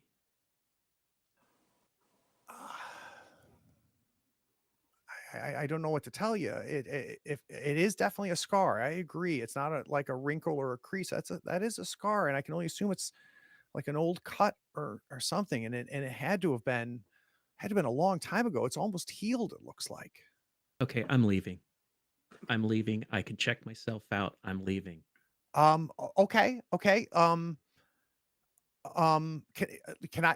I make some phone calls so we can get the paperwork started? I don't care about your paperwork. I'm leaving. Is anybody Yeah, else coming this with me? I'm leaving too. It's not like this building's up to code. Okay, okay. I got to make some phone. Can I make some phone calls? And she kind of points to the door, Morgan. You can do whatever you want, but I'm leaving. I I'm understand. walking out right now. I understand. I understand. I understand. Um, can I? And she's trying to kind of come past you. She's not being aggressive. She's not like but she's pretty flustered. You let her pass? Yeah, I'm just walking toward. I'm going to start walking out the I'm gonna just walk out hallway. while she's distracted with him. All right. So we've got Morgan leaving, heading towards the elevator, I assume. Mhm. We've got Angela headed towards the elevator. What are Sam and Ken doing? Ken's gonna stay in the hospital. He Get thinks better? everybody's just acting nuts. That's fair. Like these people are fucking crazy. Like, You've known them all of 48 hours. So. yeah, like they seemed so normal yesterday. You're like, you know what? I'm okay with you leaving. Yeah, but bye. We don't need you here. More We're good. bologna sandwiches for me. Hell yeah! Now I get 4 bologna sandwiches instead of just one. What is Sam doing now? I think I hesitate. I look at the others and then I, grab my box. I grab the two booties that I crocheted yesterday and put them on and just kind of hesitantly from a distance follow the others, just, kind of going to the door, seeing them, letting them go first and just, looking at the surroundings. So you head down the hallway towards the elevator. And Sam, tell me if I'm wrong, but I'm imagining you're looking at the ceiling. Still a drop ceiling. Definitely none of the weirdness you saw last night or thought you saw last night. If anything, the ceiling looks nicer than it did last night, even when it looked normal. And I'm having Morgan reach the elevator first. And Morgan sees the out of order sign.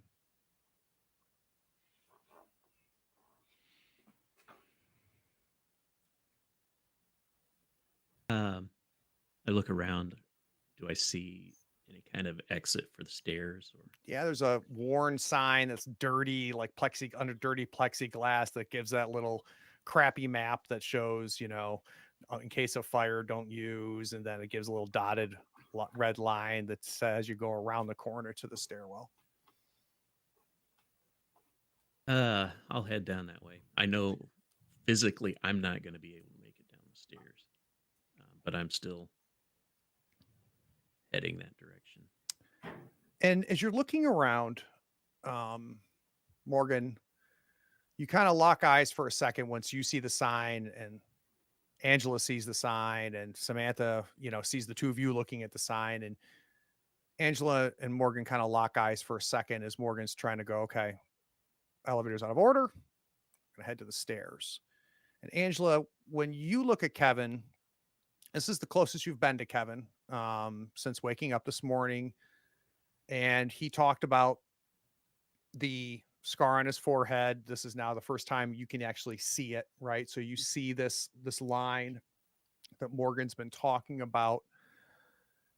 And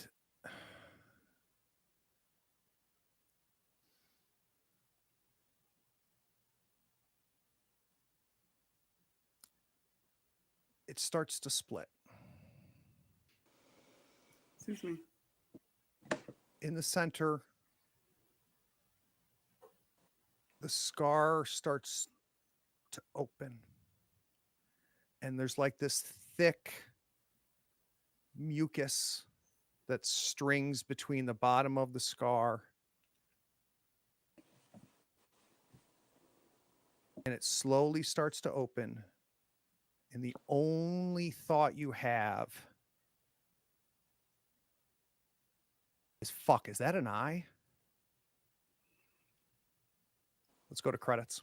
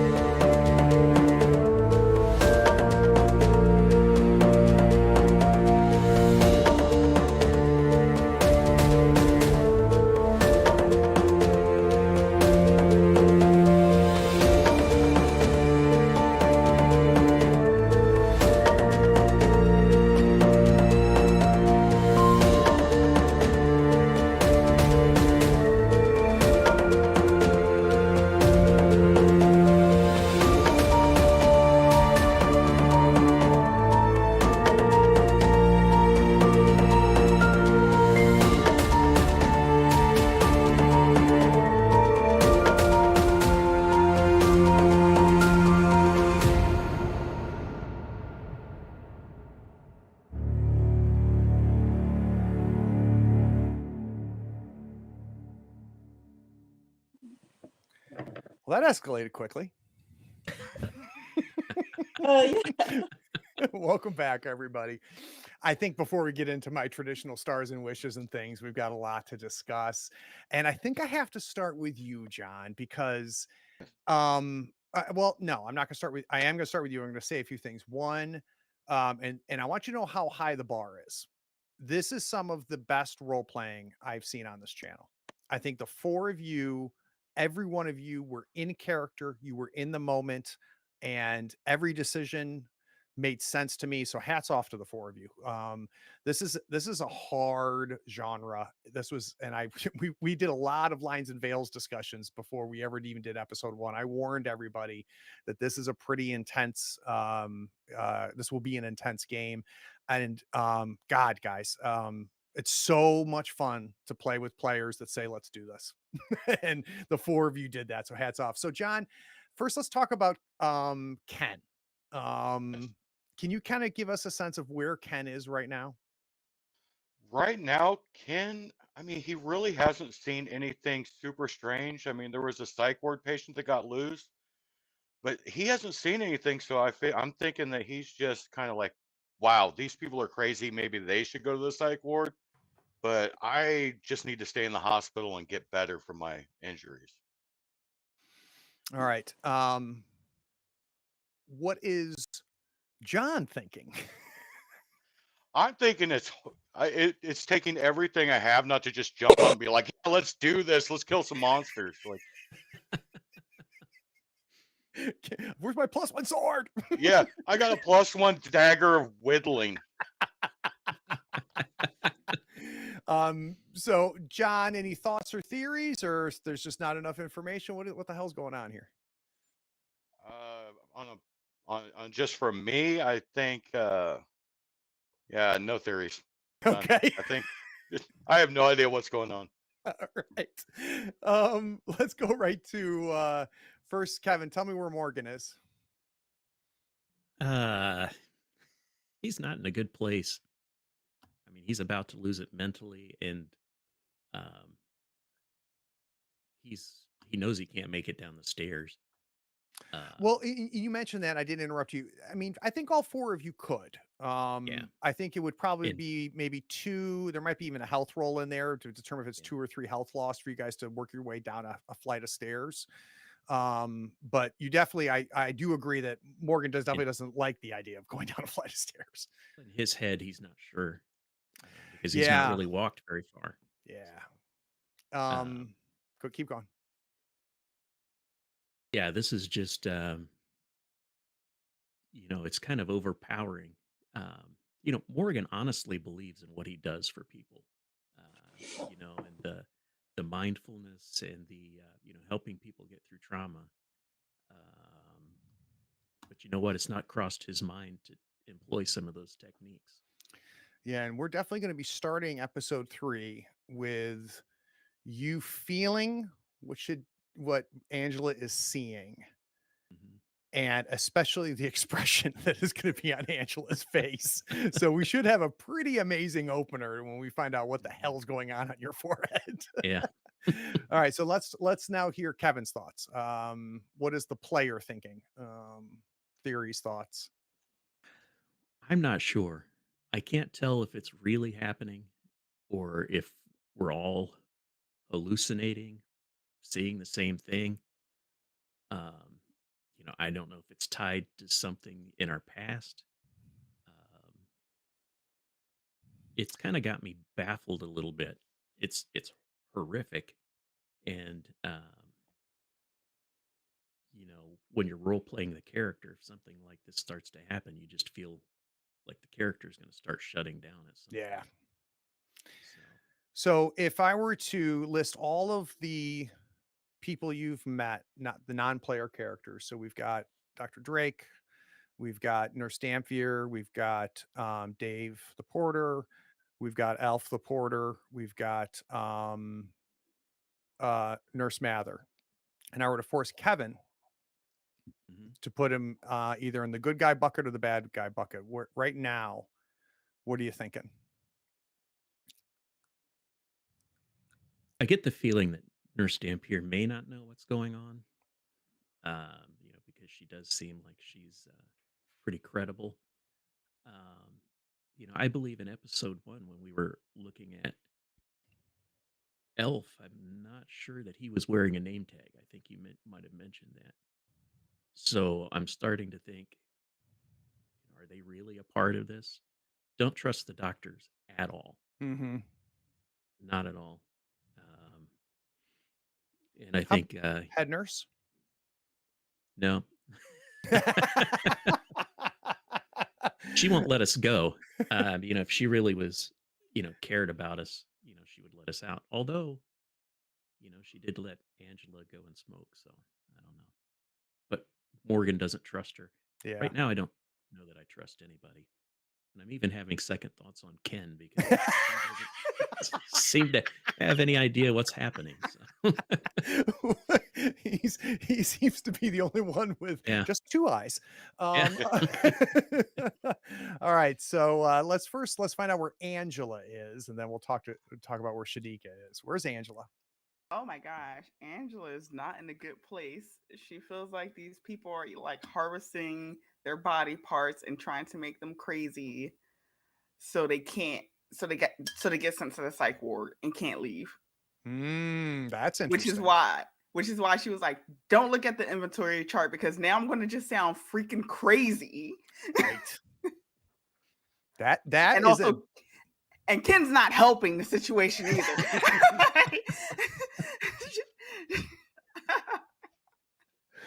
And how about you, Shadika? What do we think as the player? What the hell's going on here?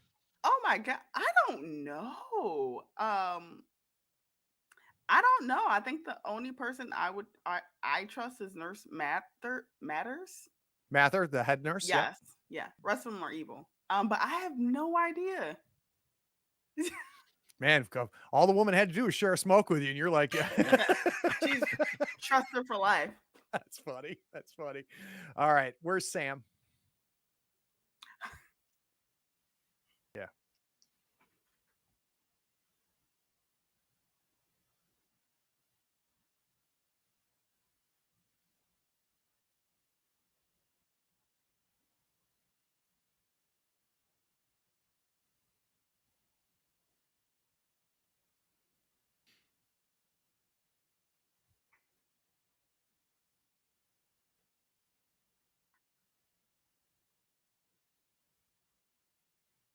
Mm-hmm.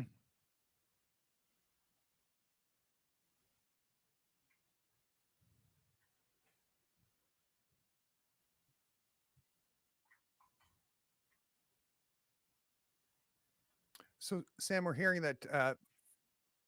Yeah, for some reason, Sam, it looks like your audio is not coming through. Can you refresh your OBS Ninja, and that should hopefully bring you back.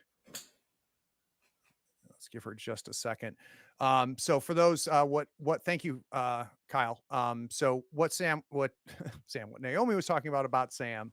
Here, go ahead and. Yep.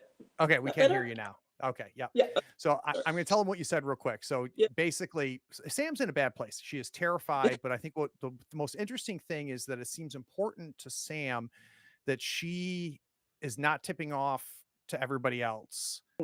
Like, and I'm wondering why. So why is Sam trying to not let them know that she knows? I think she was they seem to be so powerful or something, so in charge that they could do this. That, you know, she's very much wondering, can we just walk out like that? It can't be that easy. So, and she doesn't, she has the feeling like, okay, we've got some freedom now. I don't want to lose even more than that. But it's perhaps just her lizard brain at the moment. She doesn't trust anybody now, except perhaps, well, Shadika and Morgan. And I gotta hear theories, Naomi, player theories and thoughts. I think it's either we've all gone crazy, or there's some kind of supernatural shit going down. So, but you're not sure which. I'd sooner think supernatural shit, given the type of game this is, but it would be it could work if we've all gone mental as well. So yeah, I mean, very possible we wake up tomorrow morning and none of this happened, right? I mean, that is definitely possible.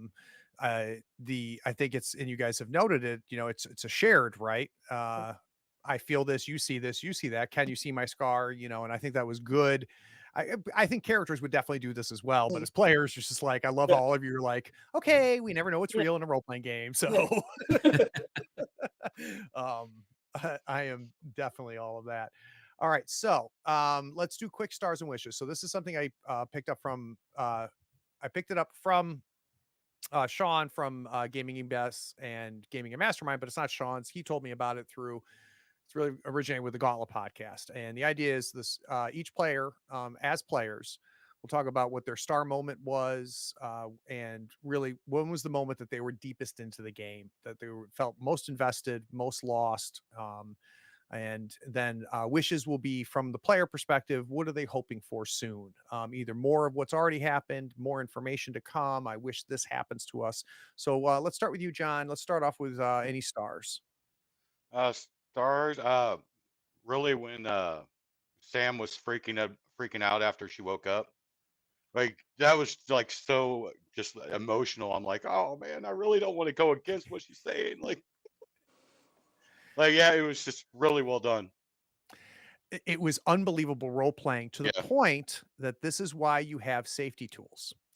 Because if we had not had safety tools, and though the audience doesn't see our safety tools, we have safety tools. In fact, we have an X card that can be played at any point in time by these players. It won't be visible by you in the audience, but everybody here at the table, virtual table, knows what happened. I would have stopped play. That's how good Naomi's role playing was. But again, what's cool about safety tools is I didn't have to, because I know that if Naomi was upset, then Naomi had a way to tell me she was upset and that we needed to move to a different place. We needed to change things. And people talk about, well, I don't need safety tools. Well, guess what? What's great about safety tools is you can really role play. You can really play and play hard because everybody knows that we've got the guardrails in place. So I'm with you, Ken. I was just taken aback in a very great way. And that was great. So that was any other star moments, or was that the biggie? Really, the whole session. The whole Great. session was a star moment. I loved Good. it. How about wishes? What are you wishing for, John? Really kind of two things on the under the wish category. I really can't wait for Ken to defend the nursing staff from the players. And I'm really looking forward to after finding out about the eyeball in Morgan's forehead, I'm really looking forward to finding out that he also has Sam's uterus and is pregnant with Elf's baby. I like it. That's a wish. All right, Kevin, stars and wishes. Okay, well, Beat that. I give up. I've got to go with Naomi. Good grief. When you started talking, you were emotional. It got me emotional. And then it also kind of made me think, okay, well, how's Morgan going to play this? He's not going to be able to say anything, right? Yeah. He thinks he's more important than he really is. And, when all of this starts to happen and, starts to question your reality, it kind of takes you back. And, that was excellent. It really helped me get into, how I was going to react. So every once in a while, that was pretty intense. It was. And I'll tell you, every once in a while, you'll hear people like on Twitter and stuff go, I wish my table role played more. And what we just saw is, if you want your table to role play more, then you role play more. Watch what happens. Set the example. Whether you're a GM or a player, you watch how we react to it. And I felt the same way. Kind of it's like, oh, everybody needs to up their game because Naomi just upped her game. How about wishes, Kevin? First of all, I enjoy this stuff, right? I mean, this is the kind of stuff I really like. So I don't want it to ease up at all. I want it to keep going. I want to see, until you guys started talking about it, I didn't even think about Naomi's eye, because I just assumed, I kind of thought maybe a bug was going to start coming out of my head. I want to see what's happening there.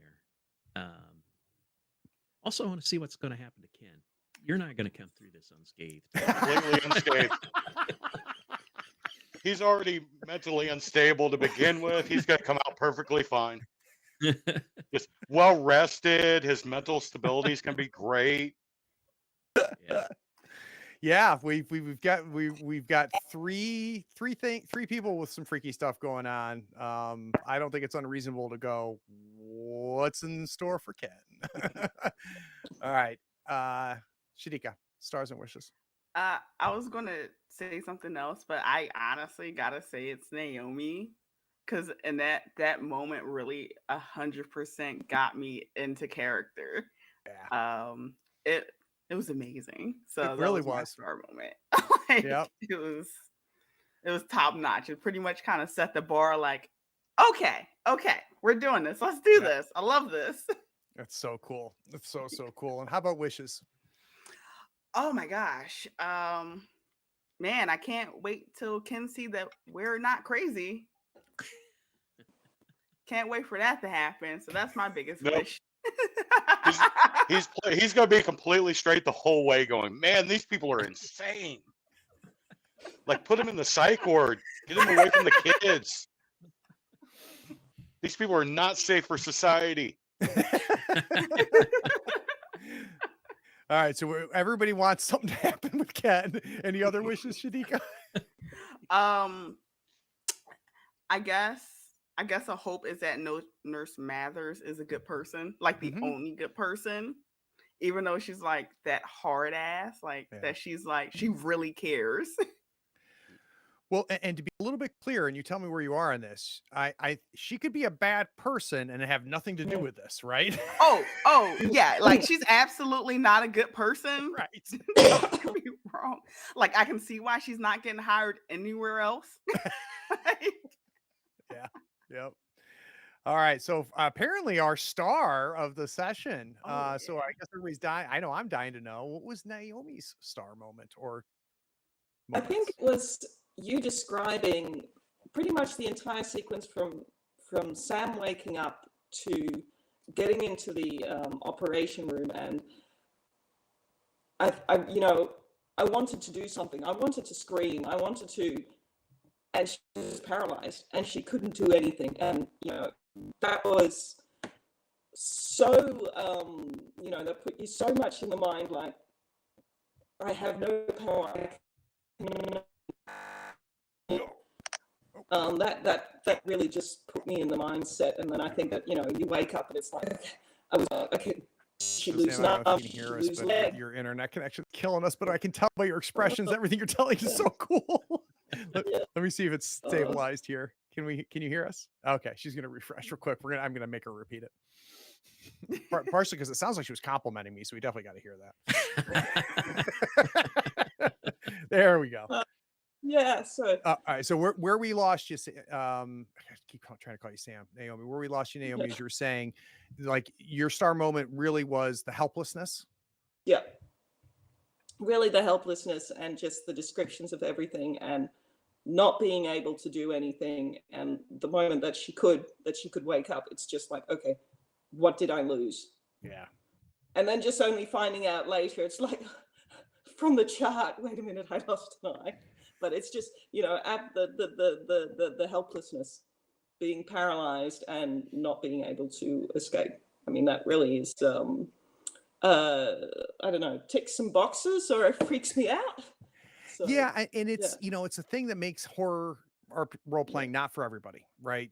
Because part of the game is losing a level of agency Mhm. at times, right? And part of where the horror comes from as players is seeing your options whittle away, Mm. seeing your resources getting taken Mm. away.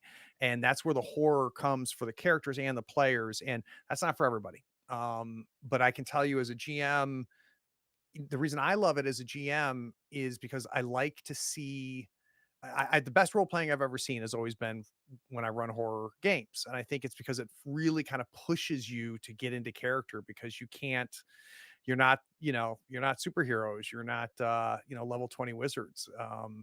And I love it as a player because it just inspires me to get into character easier for me because of limited options. And I don't know, I have to think about why that is.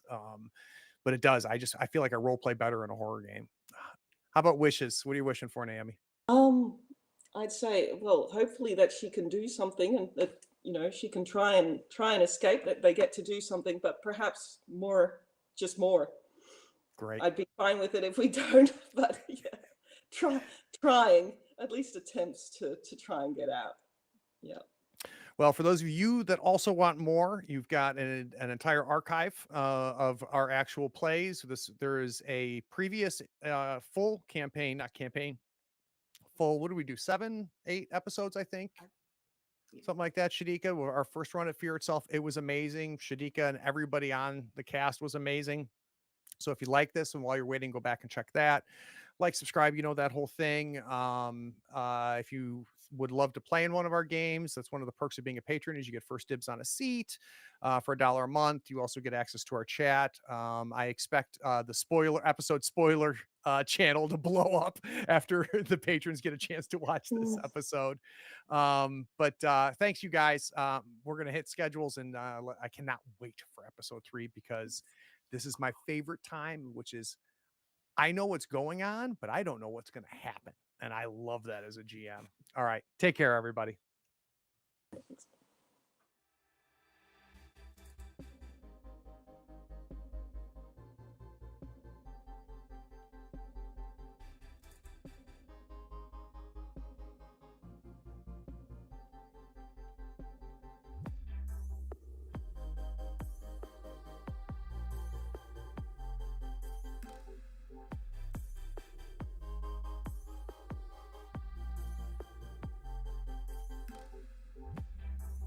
Howdy, friends.